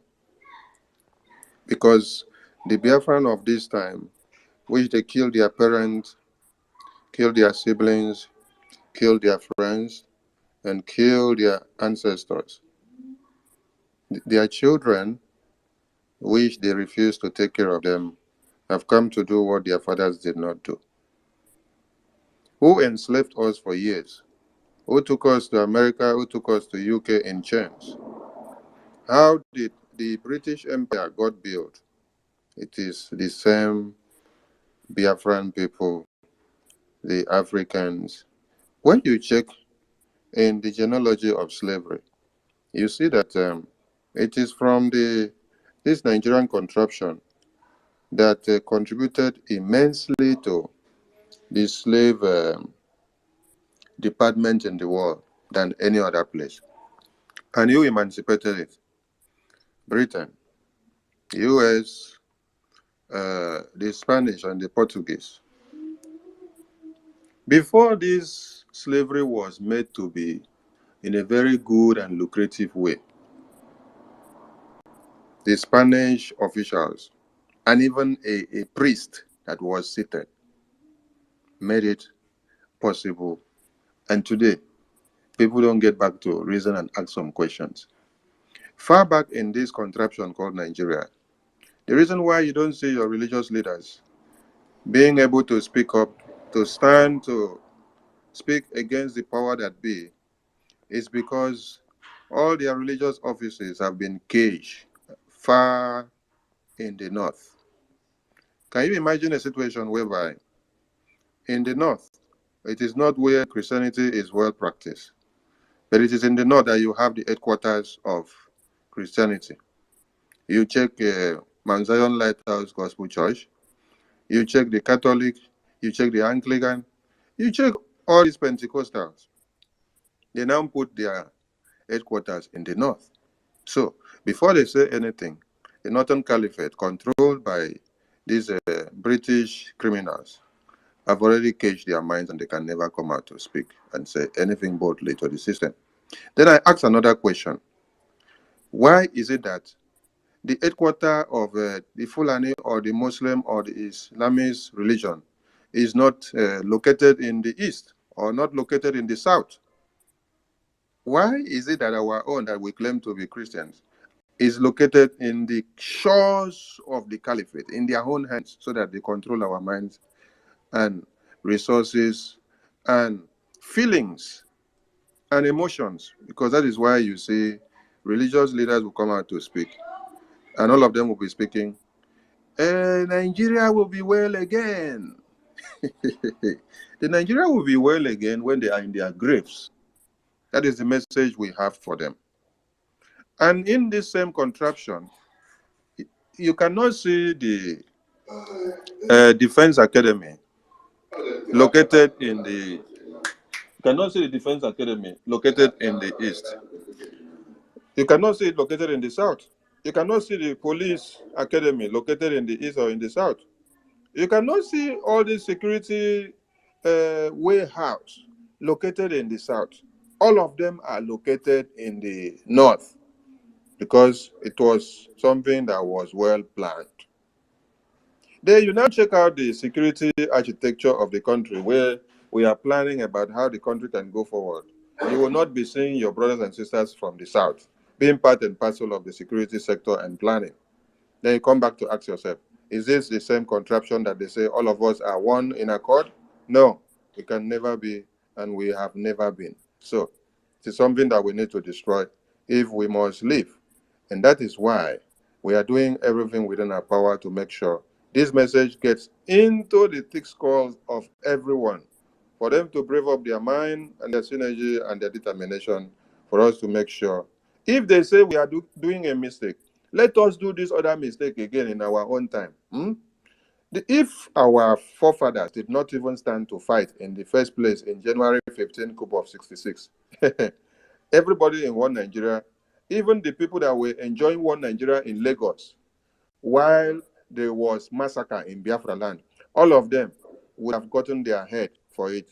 But because of the people that stood up to fight in that time, they truncated the plans of the colonization. Will it surprise everyone to know that while this colonization agenda was on the table, being dissected by the Fulanese, Azikiwe was running to the Caribbeans and to the UK to go and enjoy himself, when he has already known the plans of the caliphate and he could not stop it because he was just a figurehead, just seated there. The same thing is what we are telling Biafrans today, that using obedience or using anybody to put in power is endorsing the killings of more people. So we must get this Biafra once and for all. Thank you. Thank you, my brother Sonia Barawa. You just reminded me of the revelation of one of the Hausa Christian in the year 2017 when he said that the Church of Nigeria is married to Caliphate. And you just confirmed it, that is the reason why their headquarters are all stationed in the north. And that is why they cannot speak out. And that is the reason why the CAN chairman was killed and they cannot even raise an eyebrow. There's no protest, there's nothing. Nobody said anything. Was killed, massacred, killed like a goat. And nobody said anything. But the restoration of Biafra will correct every of those things. that you can no longer come to Biafra land and kill us and go away with it. Thank you, my brother. Thank you so much for that. Amen. And I Okay. Biafra writers. All right. Yes, of course. Everybody has spoken well. Uh, these British people, Catriona and Liang. I remember in 2021 when our leader was renditioned to Nigeria. She appeared on Arise TV and was questioned, being interviewed by Ruben Abati, and immediately she was questioned about our leader, the condition of our leader as being a British citizen. She was trying to wave away the question. She was trying to avoid the question. She didn't say anything. She never visited our leader as a British High Commissioner. Mazen Namdekan is a full British citizen, and the Britain has abandoned him there because of the interest they have in Nigeria. Just imagine Nigeria went and committed international crime known to everybody that is a break of rule of law, a breakdown of rule of law, and they extraordinarily renditioned him back to Nigeria, and Britain abandoned him. So on this one, there is one article that one of our members, Mazudochku, wrote. He said, why does Britain allow Mazen Nnamdi Kanu's human rights to be violated? And it reads, Mazen Nnamdi Kanu is a British citizen whose fundamental human rights has been violated through illegal abduction and extraordinary rendition from Kenya to Nigeria. This is totally against the Commonwealth and UN charters on human rights. Today, there are many unanswered questions which the British government on reasons it still allows Mazen Nnamdi Kanu's rights to be violated at infamous DSS dungeon without intervention. From all the evidence provided to the British government by IPOB legal team, the erstwhile leadership, and especially the daily expositions of Mazi Simon Ekpa and the media team, Mazen Nnamdi Kanu's rights have been grossly violated, despite the awareness created by IPOB in 88 countries of the world. The British government still pays deaf ears to the violation of Mazen Nnamdi Kanu's fundamental human rights. Even as a British citizen, the Chief Judge Bintan Yako squashed 14 out of the frivolous 15-count charges against Mazen Nnamdi Kanu after many months of delays. As the opportunity to jail him continued to fail, the whole thing has become a charade. Very shameful. It is really a bad image to British government for the whole world to view Britain as selective in upholding justice in Nigeria. We are totally convinced that the British secret alliance with Nigeria is the reason it is doing this, just to continue their economic exploitation at existential cost to Biafrans. We would like to let the British government know that this is not 1966 when the combined forces of the West bombarded Biafran territory without mission accomplished. Furthermore, in this 21st century, they have to tread with care, read our lips. We are no strangers to Britain's continuous efforts to undermine the indigenous people of Biafra. For instance, the British High Commissioner Catriona Liang clandestinely toured an entire Biafra land to drum up support for Peter Obi's 2023 presidential candidacy. She wants the election validated by Biafran's participation, but it will not work. Every responsible government is watching both the Nigerian and British theatrics with international norms. This is pure negligence and doubted standard. In a bid to protect its economic interests, the British government abdicated its responsibility to protect the citizens whose fundamental human rights were forcefully stripped off. Today, Mazen Nnamdi Kanu, a prisoner of conscience, is being dehumanized and handled like a common criminal by Nigerian law security operatives. The UK simply watches on the affirmation. Biafrans deserve better. The unconditional release of Mazen Nnamdi Kanu could have happened if Mazen Nnamdi Kanu is not for the freedom of the Biafran nation. Who has dropped the ball here? It is Britain, no doubts. There are no justifiable reasons, therefore, for Nigeria and Britain to still keep Mazi Nnamdi Kanu in DSS dungeon. This man is a national treasure. He does not have to pass through this because of this glaring innocence. His glaring innocence. Release him. Once again, Mazi Nnamdi Kanu is a prisoner of conscience and should be freed unconditionally. The UN has to do more. Mere condemnation of Nigeria's impunity is insufficient. Free Mazi Nnamdi Kanu now. Free all detained Biafrans now. Free Biafrans itself. Udo Drende Shoro Udo by Mazi Hyginus Udochukwu for Biafran Writers of Conscience. So thank you very much. You can continue from here again. Fine. Thank you, my brother, for that wonderful one. Thank you so much for that write-up you read for us. My brother Paul Nemeka, are you there? Paul Nemeka, are you there? Yes, I'm here. I'm here. 2 Am I coming out minutes. loud? Yes. Yeah. Good afternoon, Biafras. Good morning, good evening, for depending on where you are listening from. First of all, I would like to thank the co-host for this space. Actually, I'm speaking from Finland. Based on the topic of Caroline and the UK, British, whatever they call themselves. The only thing I have here to contribute about this open space contribution is that British can do their worst, whatever they want to do. They can advertise their company however they want to advertise it. One thing we are sure is that at the end, Biafra must come. Catriona, who has been the person who is clamoring for this recycling of enslavement in Nigeria. This time around is the end time of her, because Simon have already said it that he will be their end. And our leader said it also, because this is what I've been quoting it even in my tweet. Our leader said they will fail woefully. So there's one thing I want to prepare to Biafrans today, that they should understand this, because most of the words from our leader MK, Mazi Nnamdi Kanu, who is the prophet of our time, he has always said this, and he mentioned it, that if we have to look for this our freedom, the way other people have been looking for their own freedom and get it, if we look for it this way, you can never get it.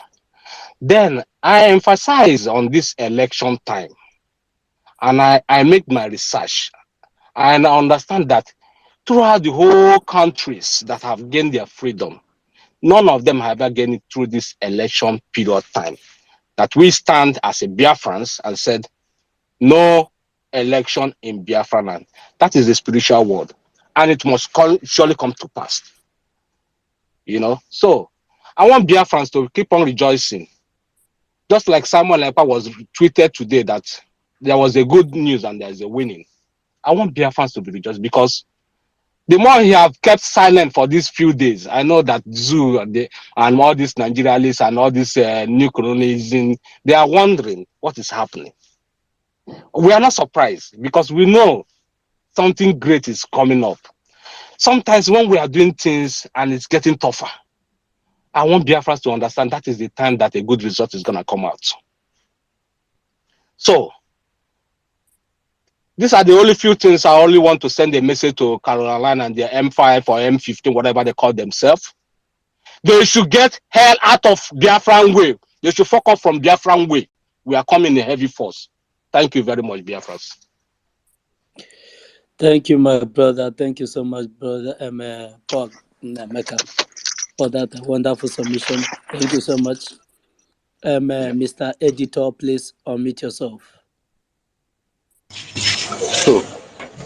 Good afternoon, good morning to you all, depending on wherever you are listening from. I'm really bitter right now. This morning when we were making our prayers, I found myself in a very unconducive environment, and I couldn't say my prayer for the liberation of Biafra. But one thing I want you people to know is that we are very, very resolute. Catriona, they can go to hell for all I care. Listen, now we the Biafran, we are making these people, the United Nations, the EU, whoever we are the people that are making them to look relevant. They are stupid and useless set of people, and to hell with them. Because each time we have killings in Biafra land, you can never see these fools to come out and condemn these killings. But now they want to come and observe Nigerian election. This will be their end, and we are going to do whatever it takes to make sure that this is their end. You know, they are underrating us. They don't know what we are bringing up with. They don't know what we are capable of doing. You know, so they feel that it's business as usual. You know, and one thing I like Simon Ekpa in this struggle is that the Sabos, they are totally in the dark. They don't know what we are up to. They don't. So there is nobody to buy over. There is nobody to bribe. How can you? In fact, I'm so mad. Like right now, like the Biafra should just come. We should die if we have to. If we have to join the forces, if we have to join the Biafran army to make sure that we defend this struggle, we will do it, and we do it with dignity. Thank you. I'll still be listening, and thank you for giving me this opportunity to speak my mind. Thank you so much. Thank you so much, my brother. Thank you so much, Mr. Editor. Thank you so much for that wonderful submission. I don't know, before I proceed, Mazia Barawa, do you have anything to add to what he said? Or should I call the next speaker? Go on, please. Thank you. Okay. Chinyere, are you there now to speak to Biafrans? Chinyere, are you there? Maazi Kelly Obi, Maazi Awon. I don't. This your name, please. Maazi Kelly Obi, please. Unmute yourself. Sorry. Yeah, greetings everyone. Greetings from wherever you are hearing and contributing from. Whatever your time is right now, I send very blessed greetings to you all. And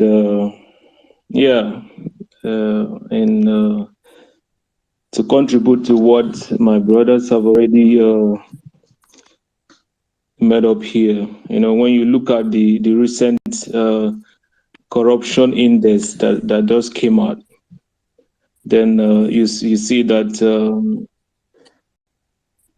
Britain, or how would I say, just England or London, wherever, you will see where their position are. You will see how corrupt they are. And then when you look up there, you see Finland, you see Denmark. You see, that is why in everything they've been doing, in all the petitions they've been writing, in all the it's not even lobbying. They are not lobbying. No, they are just trying to bribe some people and trying to make a headway in Finland and trying to see what they can achieve. This is why you will see that there is nothing they will do illegally that is going to affect Biafra from coming, because Finland is a country that works very legally. Once you live in Finland and you keep your hands clean from illegalities, from anything corruption, you are safe. And once you become a Finnish citizen, they will protect you with everything they've got. You know, so Catriona, Liang, whatever her name is, you know, this is to show you that all she does in that contraption called Nigeria is just corruption. She's just the head of corruption emissary between that contraption called Nigeria and the British government. You know, she safeguards everything moving from zoo to Britain. So that is why whatever anybody says about her, they are not going to remove her there. But thank God that Mazi Simon have said it, and then God have already assigned it that she will be the last ambassador to that country called Nigeria. So it doesn't matter what she does. It doesn't matter what anybody does. It doesn't matter what Britain does. They can't change it. They can't fight it. This is just the hand of God. And that brings me also to when you see many people now, there are many prophecies that are coming up from some reverend fathers of Igbo extraction, and even some pastors. And what I write on their comment section is from which and from what God. Right? This time around, we need to be asking them from which God, because we don't believe that this same God that told us to fight for our freedom, this same God that said, when it's time for you to go, I will stand by you.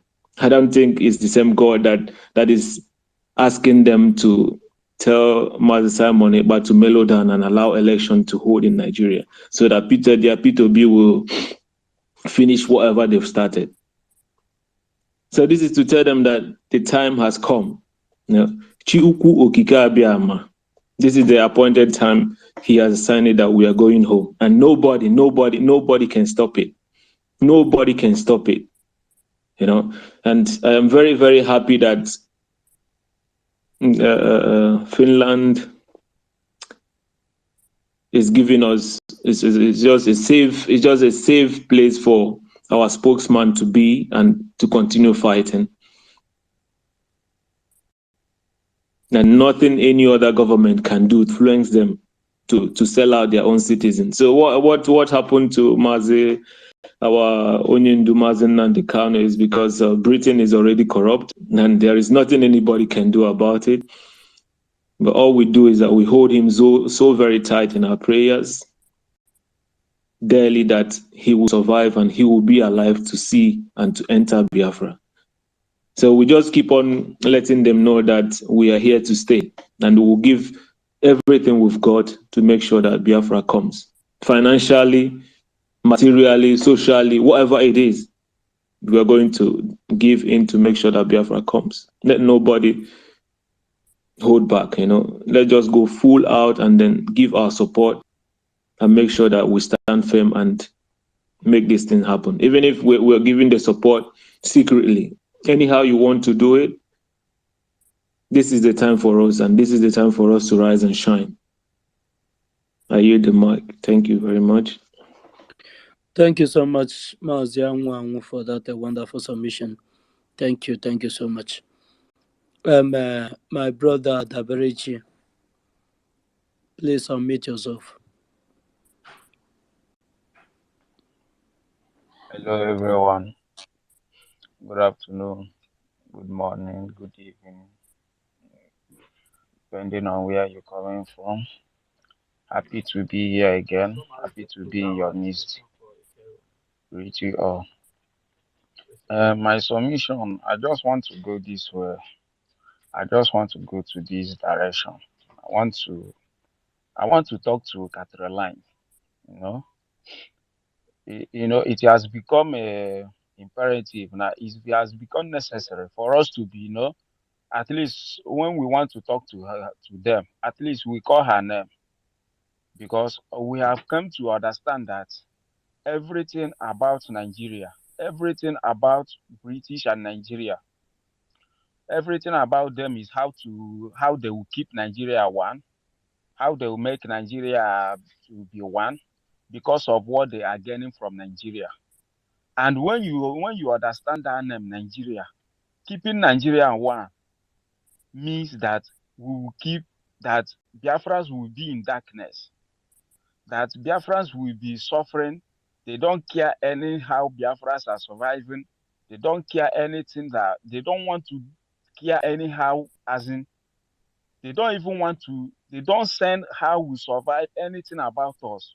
Once Nigeria is one, and Nigeria keep killing us, Nigeria keep doing all manner of evil to kill us, as in to be killing us, doing all manner of evil. And once they are getting what they want, they don't care, they don't send. All they want is Nigeria be one.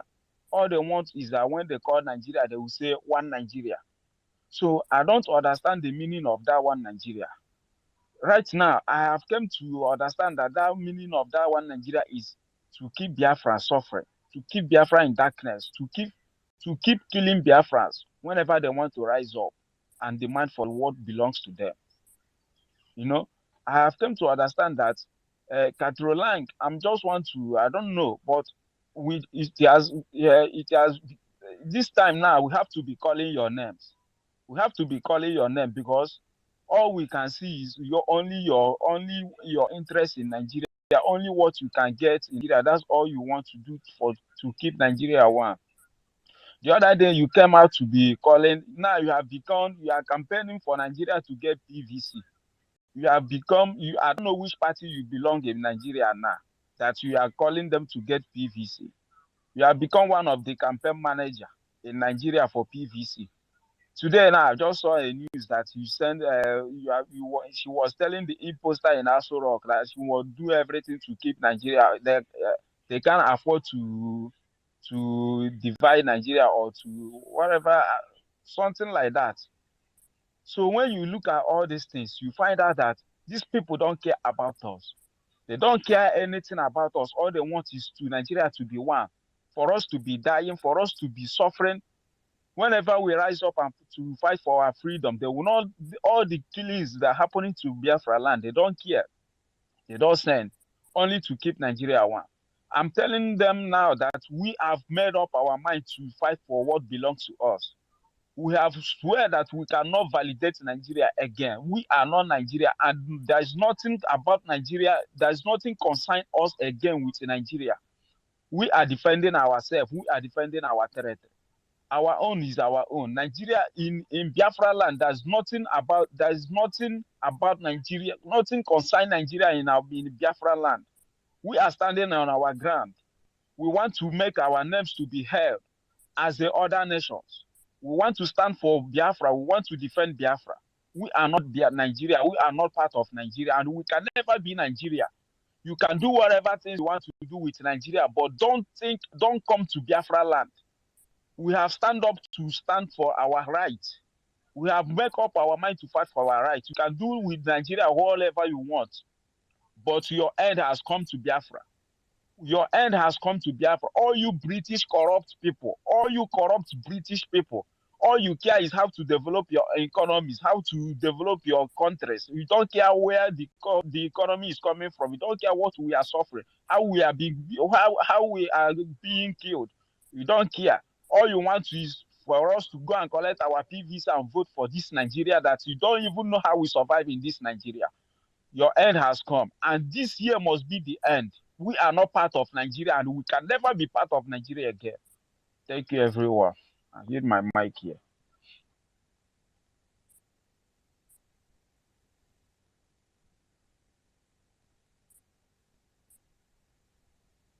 Hello, Ifeanyi, are you there? Okay.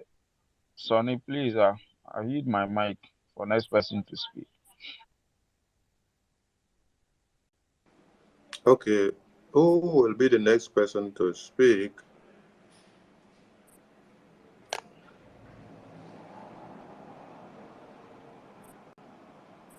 Oh, wait. Some people requested.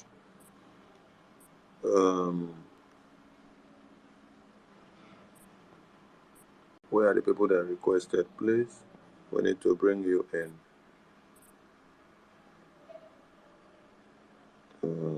Accept. Add a speaker. Okay. Chimeze also add a speaker. God's will. Add a speaker. All right. We move. Ifeanyi, are you there? Yes, I'm here. The network removed me. All right, welcome back. Thank you. Do you still have the co-host now? No, Biafra writers have to invite me back. But you will call Okay, the next person. Dels is the next person to speak before Emeka that is raising his hand. Okay. There you may take Hello, the Bia. mic. Hello, Biafrans. Good Fire on, afternoon we from can hear where you. I am. I want to say something about what I just got in my mind now. Just I got it right now when I was listening to this message. It was all about there is this thing that I want to say, and please let's do it. It will make them think and rethink. These people that are shouting one Nigerian of a thing. If somebody shout one Nigeria, please let's call them British slavers, so that whenever you tell them British slave, they will think, how will they, what is this person saying? Something like that. It is very funny, but let's do it. I love it. I want to appreciate everyone here for your works doing, both the co-host, the host. I want to appreciate you all for inviting me to say. I want to tell both Simon Epa, let God bless him, both Nnamdi, and let God bless him. I want to tell everybody, stand strong. We are moving. No going back. Like Nnamdi said, we are going to destroy Nigeria beyond human comprehension. That's our key, and we are gonna do it. Stand strong. Thank you.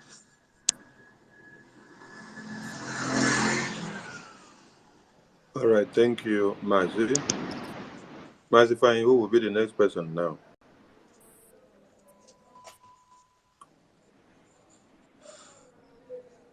Mazi Fine, who is the next person now to speak, please?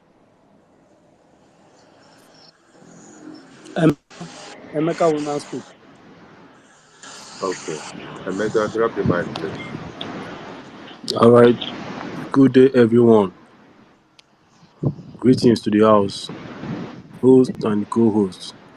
Well, actually, what I want to say concerning the Catriona open defecation in Nigeria and message to the British is just that the woman is corrupt and there is nothing anybody can do about it. All we have to do is just chase her out of Biafra land.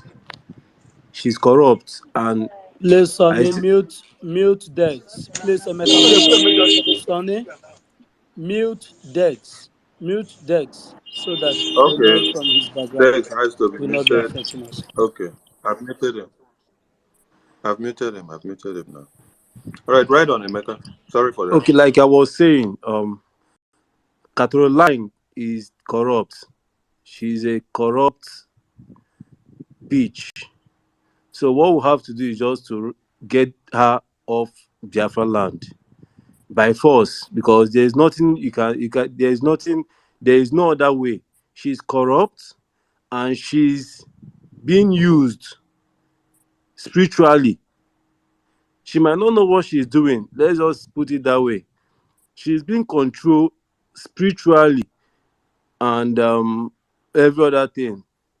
British is using her. The Fulanis are also using her, controlling her, pressing her like remote. If you see the way she's behaving, you know that she's not even with her senses anymore. She's behaving like a child.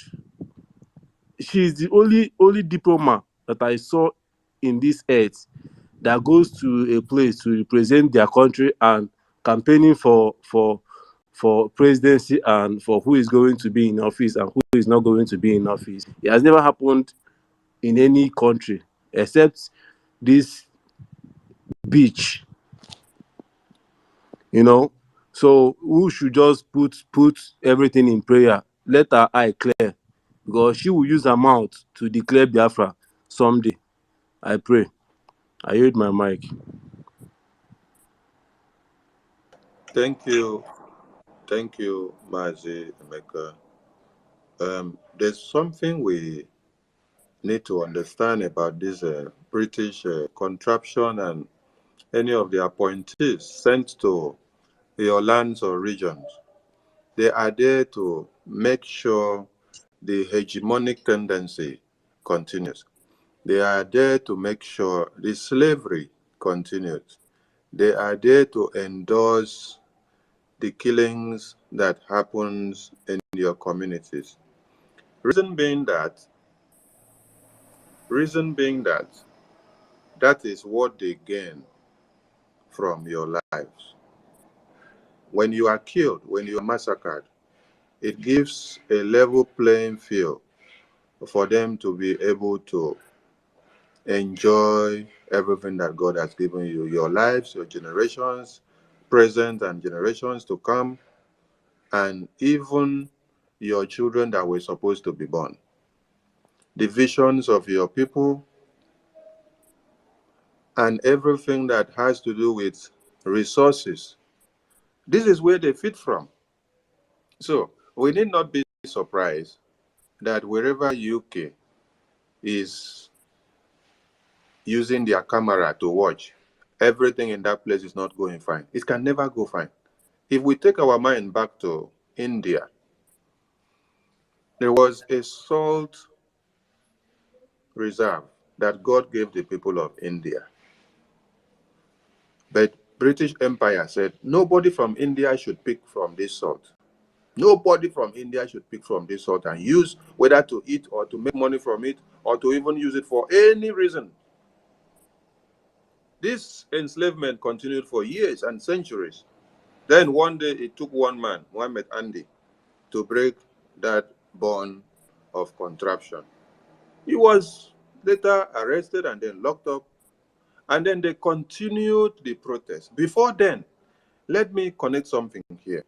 Before then, before Muhammad Handi led this protest and this march, Muhammad Handi had gone through the education of their people from the churches. When we say that we have one big problem from the religious angle, this is how. They went from churches to churches, educating their people of how they need to get themselves liberated from the British contraption. They educated everybody. And later, the selected people now that were at the forefront, just like we have Mazin Nnamdi Kanu and some of the DOS criminals that were working with him. Those are the people now that went to go and carry out that very, very decision of breaking that bond of the British contraption. They picked from that salt, ate from it, used it for whatever they wanted to use. So the British Empire arrested them and locked them up. That is how the revolution started, the protest started. As they locked them up, message got back to the congregation, to everyone that they have been preaching and telling them about their freedom and how they will get themselves liberated. And those ones now mobilize and reinforce and continue the preaching, and everybody joined forces. What do we see there? Commitment and readiness and determination, concentration and focus. As MNG has been preaching for years, they kidnap him now. Simon Ekpa now is the one standing, calling on all of us. He needs our support. So British, they will stop at nothing, even to this point that you see that they are kneeling down and begging you and say, come and vote. They are doing it because everything is beneficial to them in this our place. But Biafran people have made up their mind and they are not going to get it.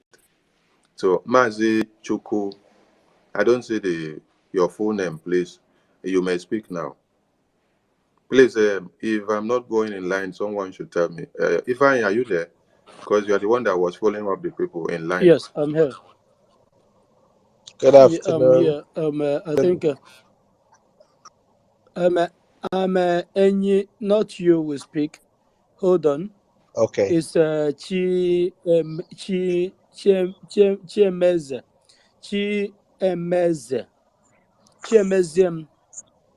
Chiemeze, please unmute yourself.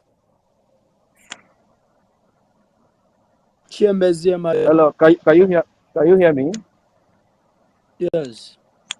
Okay, good afternoon from here, and I want to thank every one of you for the wonderful work you all are doing. Sonny, I greet you from Holland. There's something I want to refer to, before I will talk about this Jezebel called Catriona lion.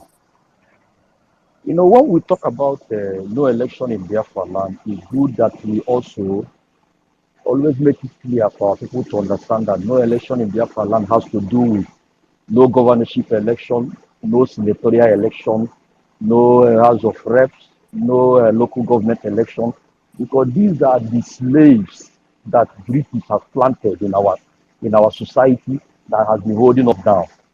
So it's always good for us to spread it that far so that people will understand why we say no election in Biafra land. So that it doesn't only stop at the presidential election. But what God is doing, that everything that starts from the head will get to the whole system. Now is the time of presidential election, which that is where it has to start. So when we succeed in this presidential election, and then we spread it over to the other ones, and then you will see our freedom coming like that. It will be like a film to people. Because once we succeed in doing this in Biafra land, believe me, there is no much weapon we can use to destroy this our enemy than this. And that is why you see them running helter skelter, trying to see the way they can put us back so that we'll continue to validate them. So my people, never you give up on this our great hope. MAK has said it that the ways Biafra will come, it will be the last miracle. Last miracle, that is something that you never expected that it will happen. And when you look at our spokesperson, he said you will sleep in Nigeria and you wake up in Biafra land. These are spiritual things, but people they don't understand it this way. So my people, I want to use this opportunity to encourage you people to know that Britain is the worst enemy of us. Britain, when you look at all the colonialist whatever countries, Britain is the head in all of them. Britain is so wicked that they only have the same spirit with Fulani people. They can kill you, they make sure you suffer, they brutalize you, they destroy you, they don't have human feelings. And that is why they were able to work together with Fulani, because Fulani were killing them during Ottoman Danfodia era. And they only saw, okay, the way these people are killing us, let us march together with them and then get to the south and start killing the people and take over the land. And that is what we are seeing today.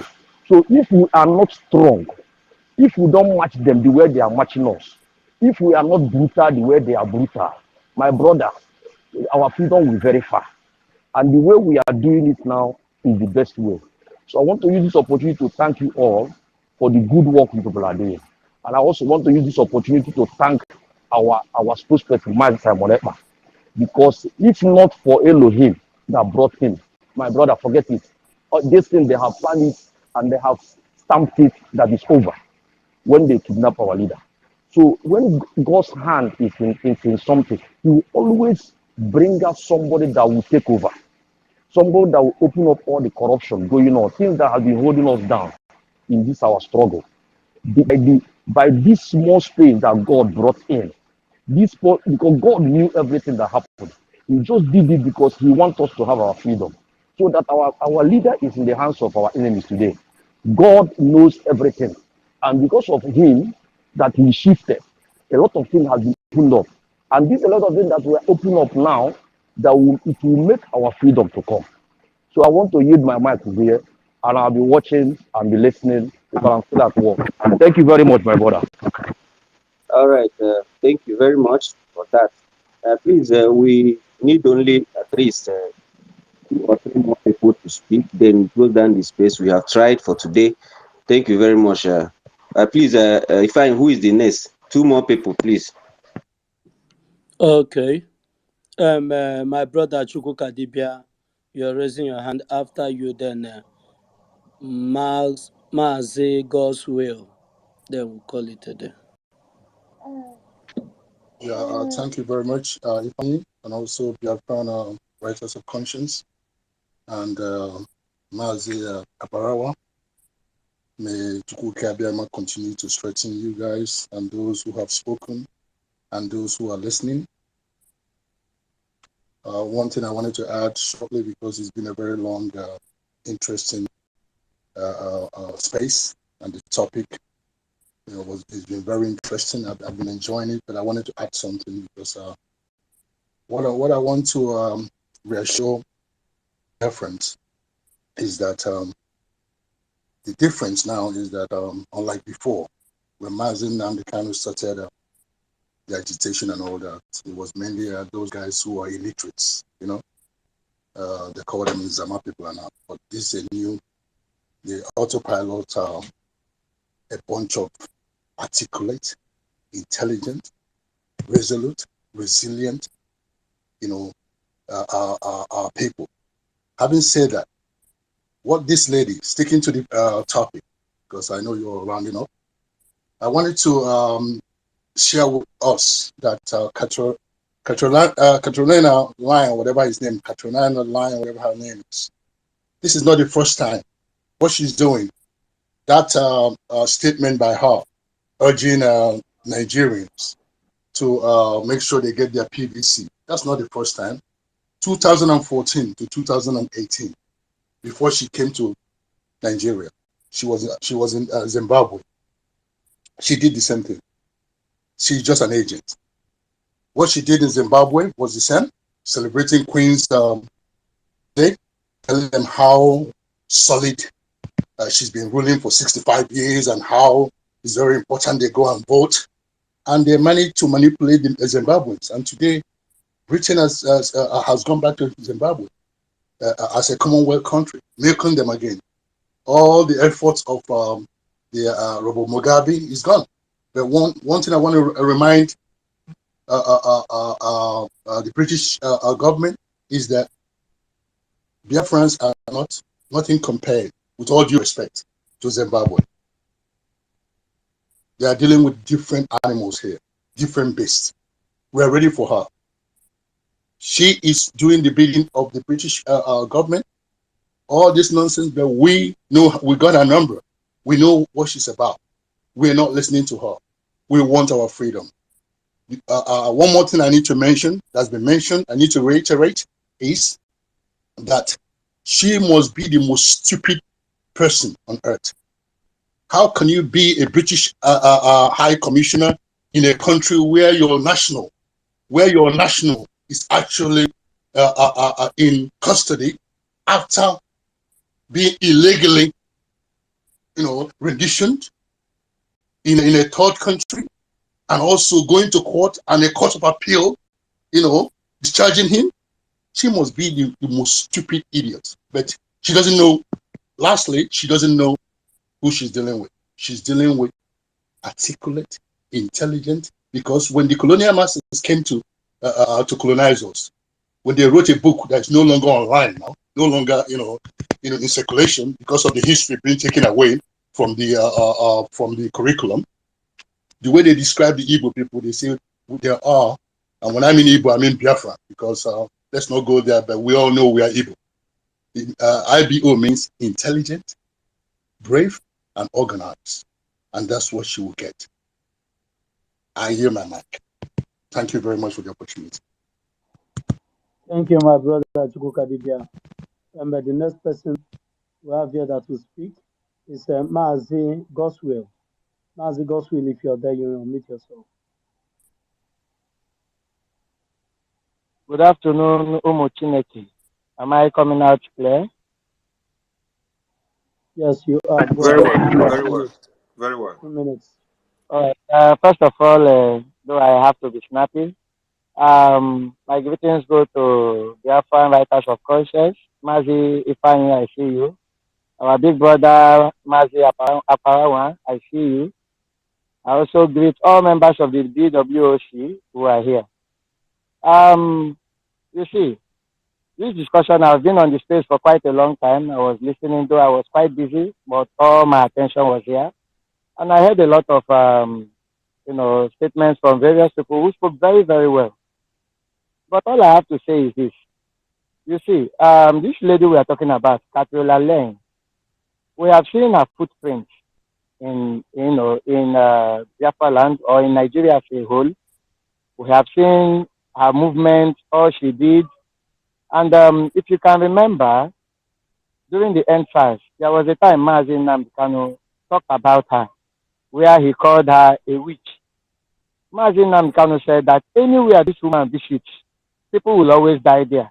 I don't know if some of you still remember. And one of the example was when she came to River State to visit the governor of River State, talking about the person of Yens Onwike. And after her visit, that was when the Obibo massacre took place. She also visited some places in the north, and people were killed. The moment she goes there and leaves, people will be killed. Even during the NSAS again, after she had a visit with the DSS together with the British secret unit, I think the one they call MI7 or so. The moment they concluded that meeting, that was when the Lekki shooting took place. So people were also killed in that same process. So it seems that her job in particular was to put in every pressure, every force necessary to make sure that the people whom they are holding hostage can't even make a move. And even if it warrants killing that person, they don't care because to them, their mission comes first. First is to protect the interests of Britain. And, these are the kind of people they raise and bring to us as ambassadors who will come and protect their own interests at the detriment of the indigenous people. Having said that, we also need to, understand that the time of lamentation is over. We are no longer going to be crying because this period is the period of woto woto. In fact, as I am here, my blood is boiling. Before I joined this space, I made a post on my Facebook page where I said that the order has been given and it has been confirmed that we are good to go. That was the post I made. And that post came after Mazi Simon Ekpa made his post on his tweet on Twitter talking about how happy he was. Sometimes you don't need to say something open to us. We are spiritual followers, both soul, spirit, and body. Whenever a news comes out, we get it, we get the information. You don't need to spell it out. We already know where you're heading to. That is how God prepared for this movement. So that information was a great one, and I knew something big has already happened somewhere. So what I'm saying right now is that this is the period when we are going to meet them head on. They should prepare their armories. If they have enough fighter jets, they should prepare them. We were ready to engage them. We will engage them very hard. We are going to hit them very hard. They will know that we own this land. They don't own this land. We know the hooks and crunnings of this land. This land was given to us by God Almighty. We are not fighting to claim something that does not belong to us. We did not ask Britain to leave their land for us. This is our own land. And enough is enough. They have been doing it for years. We have been keeping quiet. After the Civil War, everywhere went quiet. We decided to see, if there's any way we can renegotiate and, manage a life. But it seems that they don't want it that way. They kept killing us. They kept using their policies to strangulate us. They kept making things more difficult for us. Had it been it was just only the difficulty, it would have been a different case. But our survival as a people now depends on it. It means that if you keep quiet, you will be wiped out completely. And, you people should not bother about the Fulefus. Those people who talk about people, we do not bother about them. We are going to drag them in. When the music starts playing, nobody will tell them where to go. We have seen them now. Take the answers as a case study. When the answer started, Mazin Namdekano asked us not to engage. He was talking to IPOB. He said, do not engage. Do not involve yourself. This is a Nigerian youth issue. Let them sort it out themselves. And that was why IPOB decided not to engage. Though he played an active role, advising them on what to do because he knows a lot of them are educated illiterate. After going to school, they come back home and they become useless. They don't even know their direction. He kept advising them. But at the end, what happened?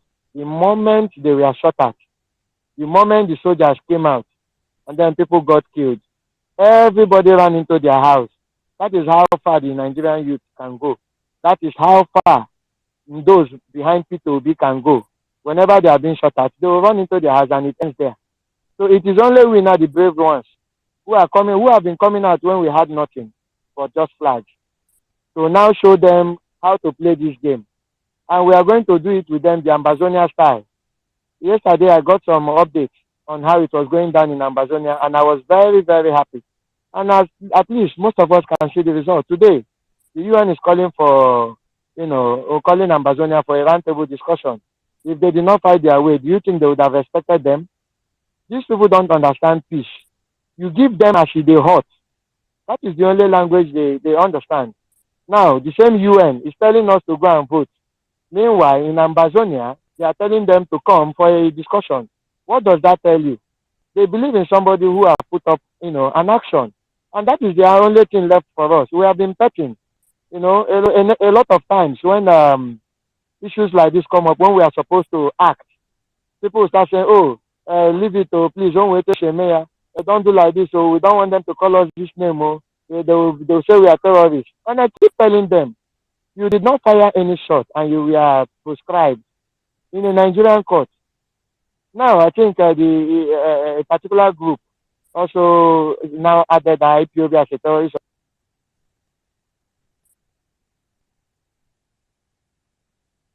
organization. They haven't done anything.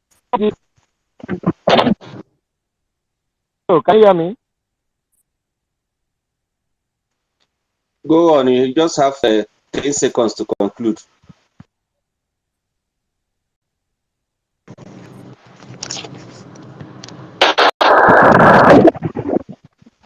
Am I coming? It's okay. Your network is not good enough. You mute yourself. At least you have passed your message. That is our job, brother. God's will. Thank you very much for that wonderful speech. Meanwhile, the last person to speak, but not the least, is Machux. Please, after him, we make our closing remarks and shut down the space. Thank you very much. Chooks, make it just have 1 minute to speak. Thank you. All right. Good afternoon, Biafrans, Oduduwas, and lovers of freedom.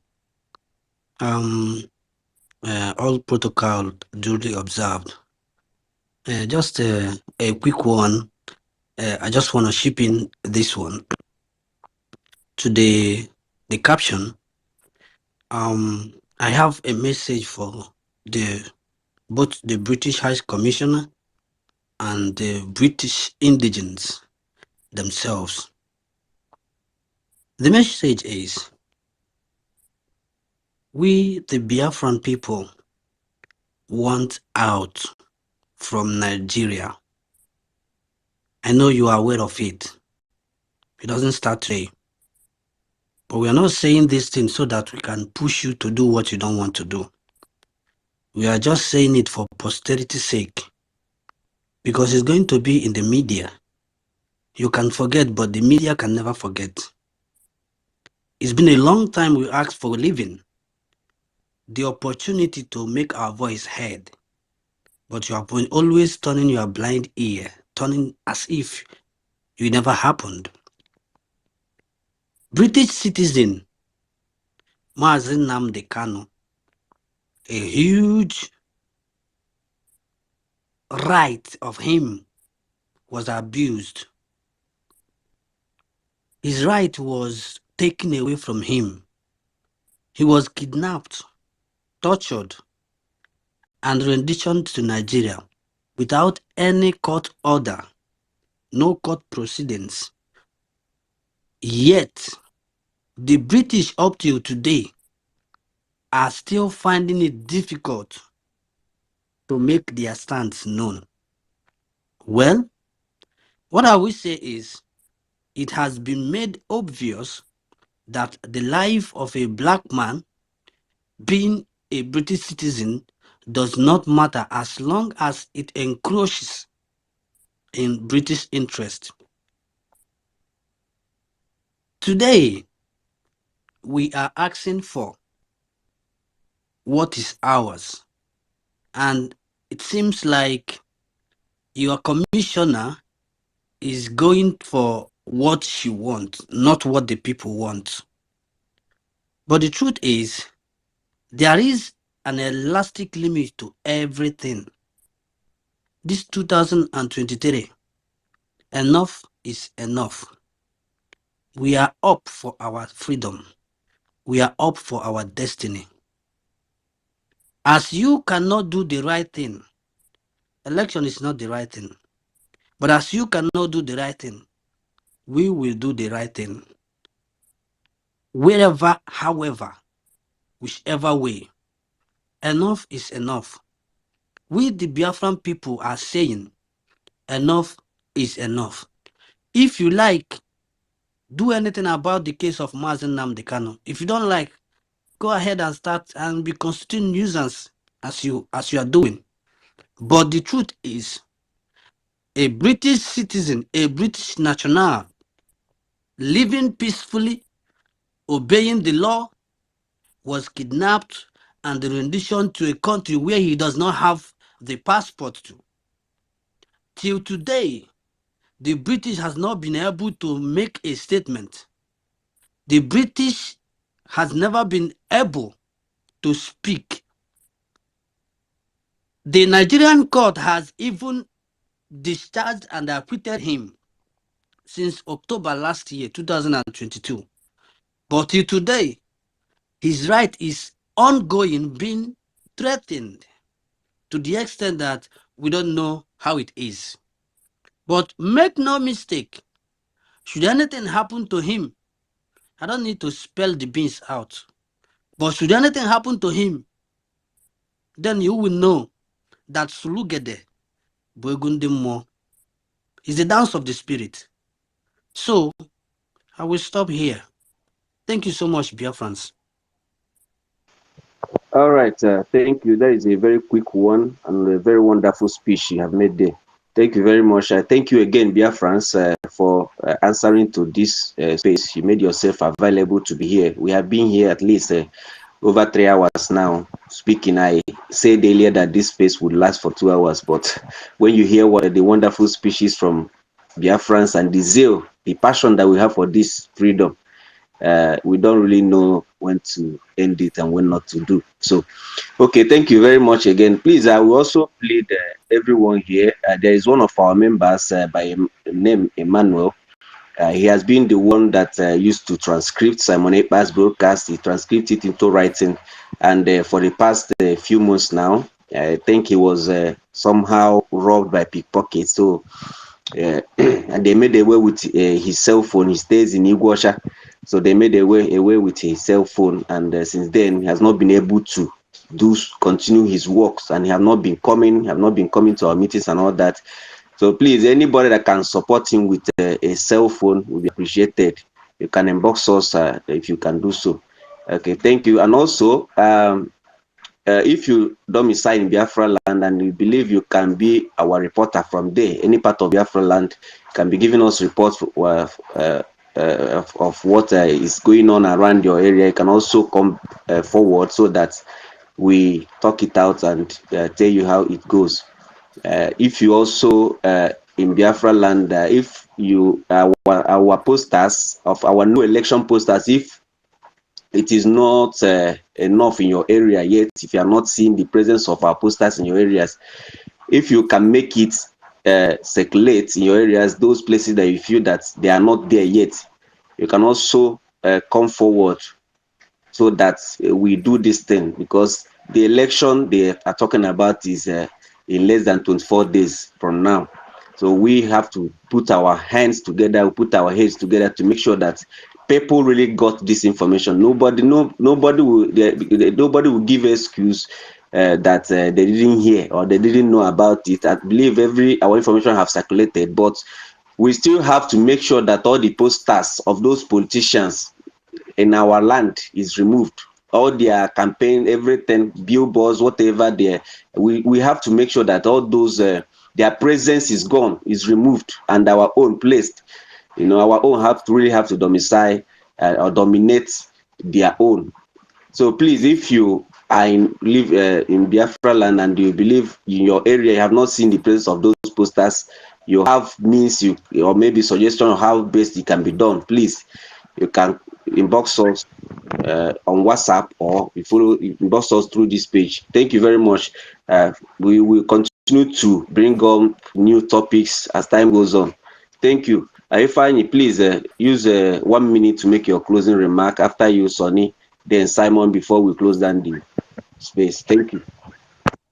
Thank you so much, my brother, for that, for making it possible and giving us the privilege to be here to air our view and to also encourage Biafrans on our freedom quest. I want to tell us that the game is on and victory will be ours at the end of this whole thing. We are seeing the green light at the end of the tunnel. Nobody should get worried. Nobody should get deterred. We will also be coming on again by 5 o'clock, 5 o'clock or 5:30, as we continue the evangelism for the Jaffa liberation. We're not going to get tired. We will give it to them, bomber to bomber, woto on this Twitter. Those that said they will not listen will listen, and those souls that is still caged will be liberated as we march into Biafra land. Thank you, my brothers, for coming around. My brother Abarawa, I would have loved to talk to you. I don't know if your Twitter handle is accessible, that I can send you private chat after this space.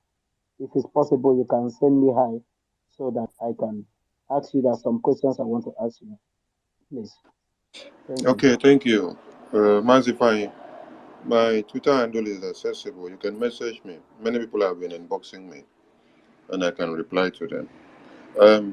Thank you very much to the team of Biafran Writers of Conscience. I appreciate your works and your synergy and commitment and sacrifice, determination and the focus and concentration on the Biafran Restoration Mandate.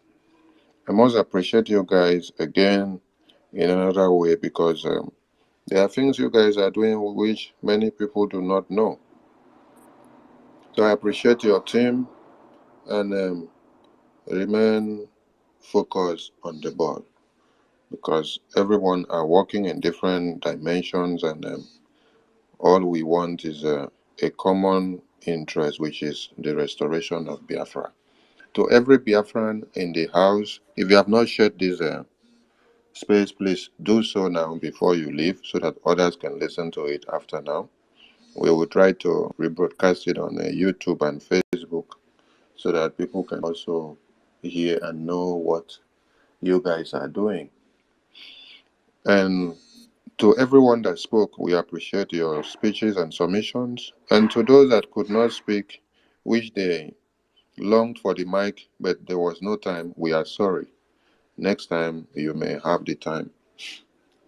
I want to conclude our meeting today by saying that, and let me draw it from where the last speaker spoke.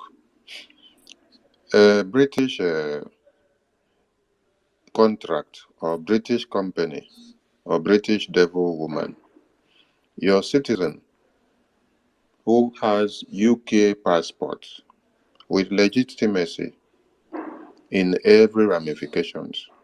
His business is there, his families are there, and everything he owns are there, and he's contributing to your economy, contributing to your growth, contributing to your GDP, and everything he is doing is just to make sure UK grows. He's even employing labor and also creating jobs for your UK country or contraption, as you call it.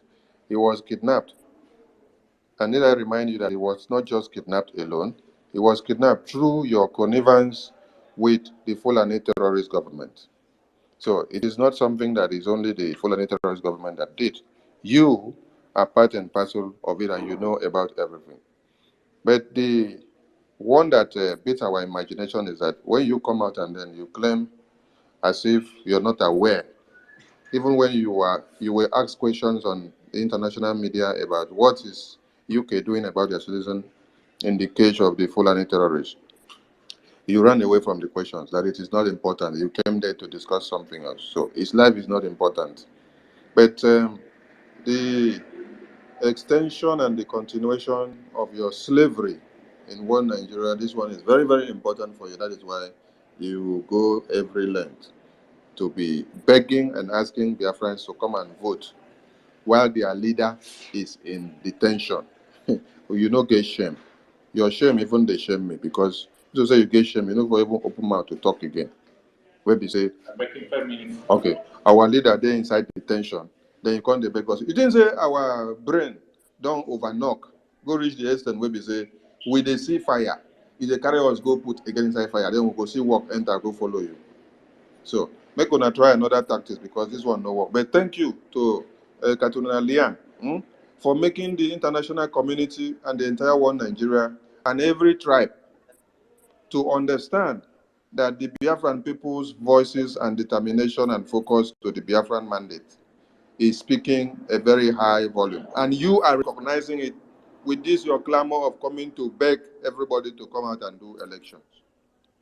We are ready for no elections and you people should come over. Another thing is that our spokesperson, the interim leader of this struggle, made an announcement yesterday, and people may not understand the implications. When you are fighting for freedom, it gets to a time where you don't allow the people oppressing you, the arsonists, to continue to be lynching you every day. That is what we have done. When you saw the message that he said, the armored tankers or the movement of the military personnel or anything one Nigeria mounting guards or taking control of our territory from 1st of February should hereby stopped. Take example from Amazonia.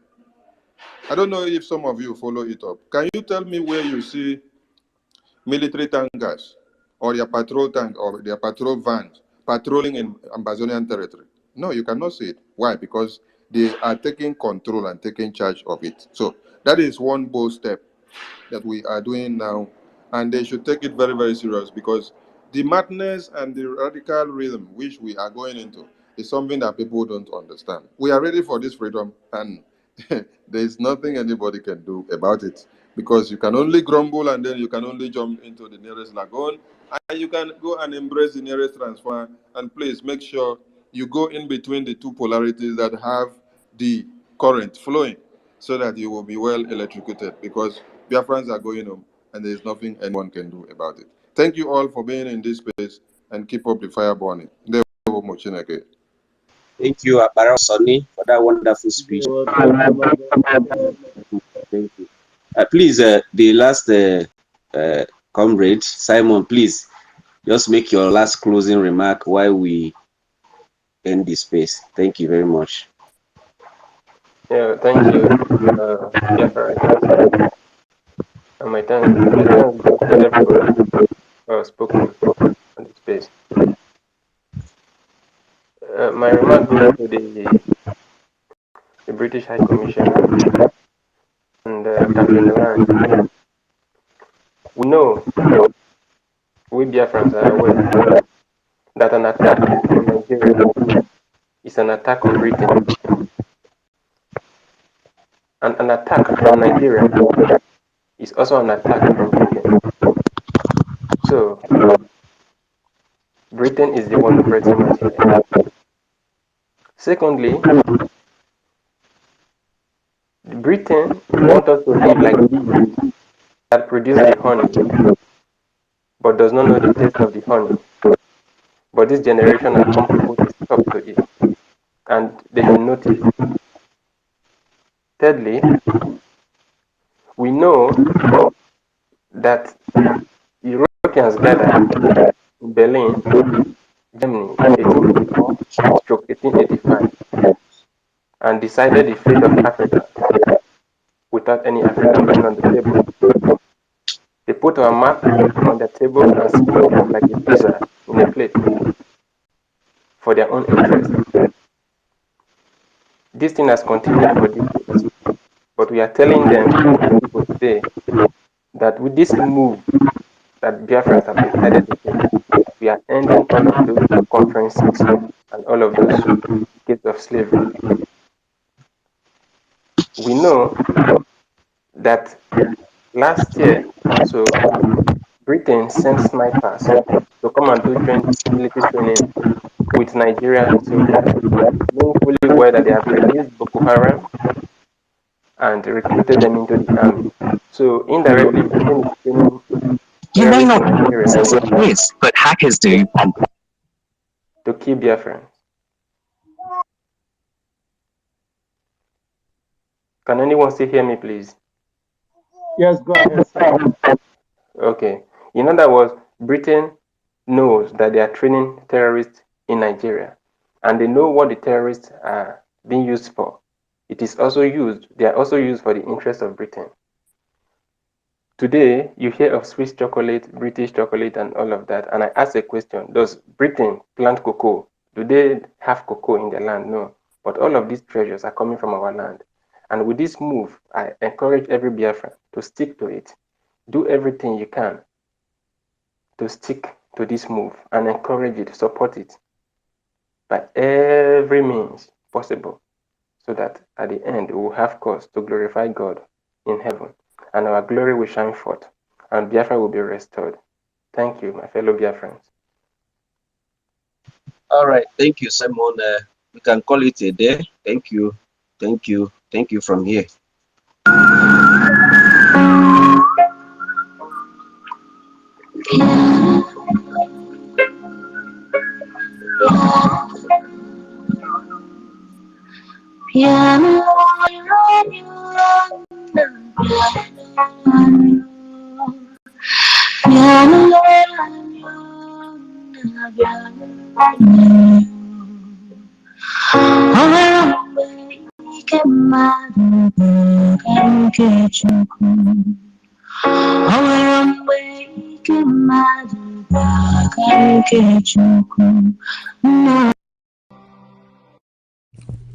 IPOB, one family.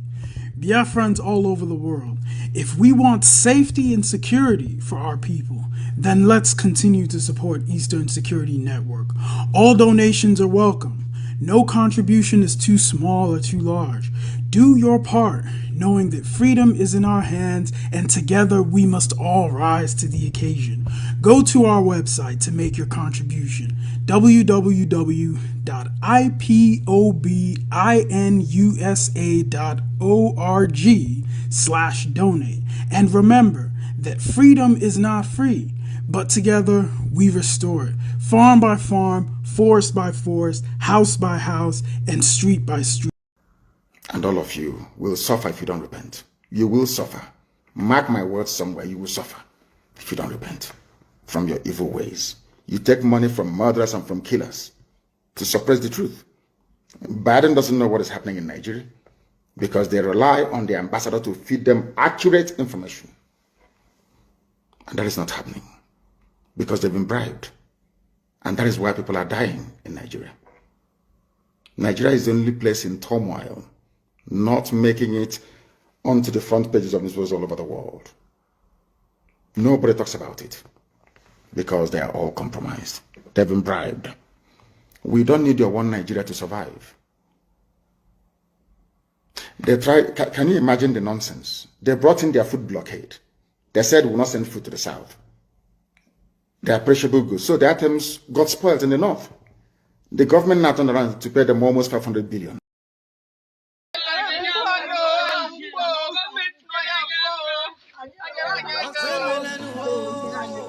Planning have taken over our place. They have half settlements. Like of course, Izugomra and other places that have some settlements. Planning have taken over that place. Killing children, men, destroy all farms, everything that was ever in this land. They have destroyed all of them. Put cassava and rice, yam.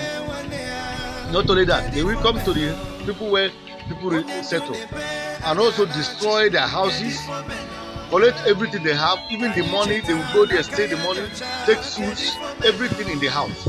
They also go to the bush, even put fires on their rice they cultivated. They will put fire on that rice. They have done a lot of things.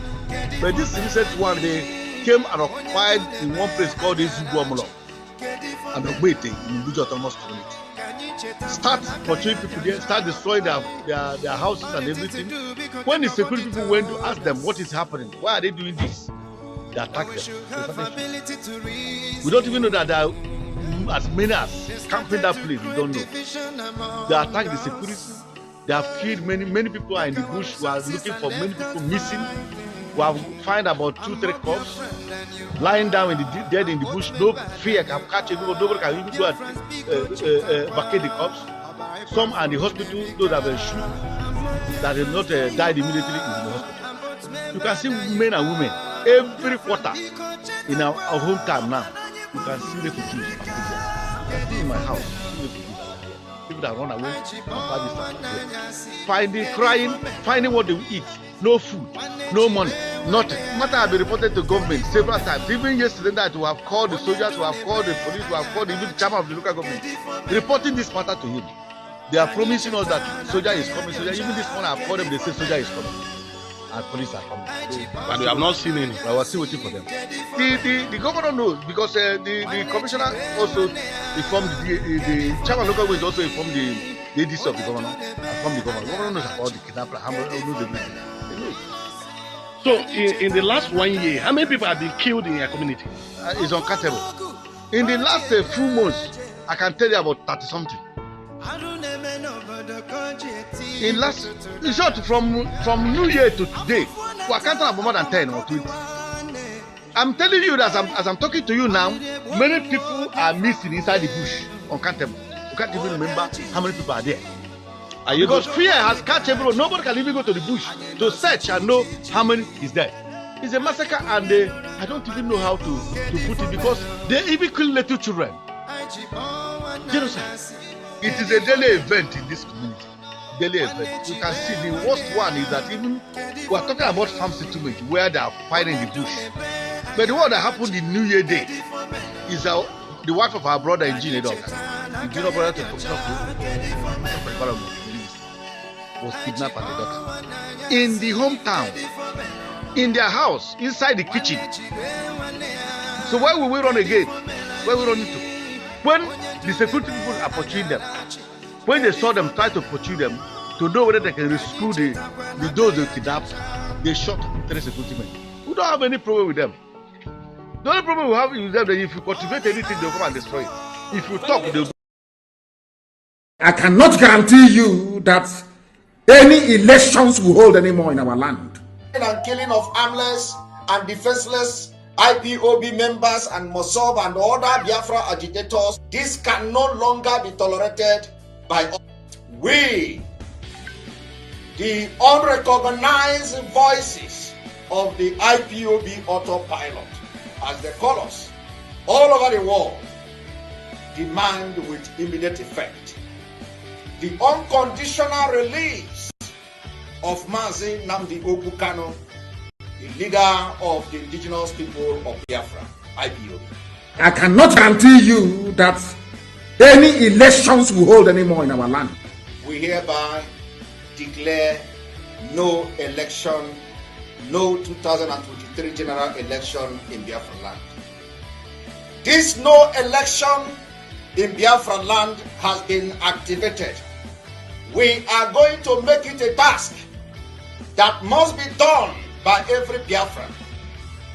All measures will be put in place to make sure the adequate civil disobedience is implemented to stop the election in Biafra land. I cannot guarantee you that any elections will hold anymore in our land. I don't know what. I don't know if we are suffering from politicians. I don't know where this disease is coming from. We must cure it. I want our enemies to understand how fanatical we are about this quest to liberate Biafra from the shackles of the iniquitous zoological republic. You need to understand this very clearly. We are not going to stop. We are not going back. I don't care what you say. It doesn't matter what your report says. I don't care the countries putting it together. It is irrelevant to me. What matters is the liberation of Biafra. Therefore, if Catriona Lang has any brain in her skull, if all those idiots encouraging the zoo to continue, if they have any brain in their skull, they will say, let us allow Biafra to go with their trouble, because I can assure you, as night follows day, that Biafra must come or we all die in the process. Do you know why? Because what we are looking for is what belongs to us. I am asking for something that I had before the white man came. White man is not God. He's not God. God is in heaven. I assure you, God Almighty is in heaven, and His will must be done upon our lives. They are not God. Nobody can create a country for me. I decide where I want to belong to. The people must decide if Nigeria is the country or not. Not a white man and a white woman. All these idiots suffering from inferiority complex. Shame on all of you. You are foolish. Useless black people, because of your stupidity. That is why Africa is being treated the way it is today, like a trash can, more or less. As Trump said, a shithole. A white man has no business creating country for me, because I am the kind, as a black man, I cannot go to Europe to create a country for them. Why then should I allow a white man and a drunken white woman to come to my land to create country for me? If you accept it, you are inferior.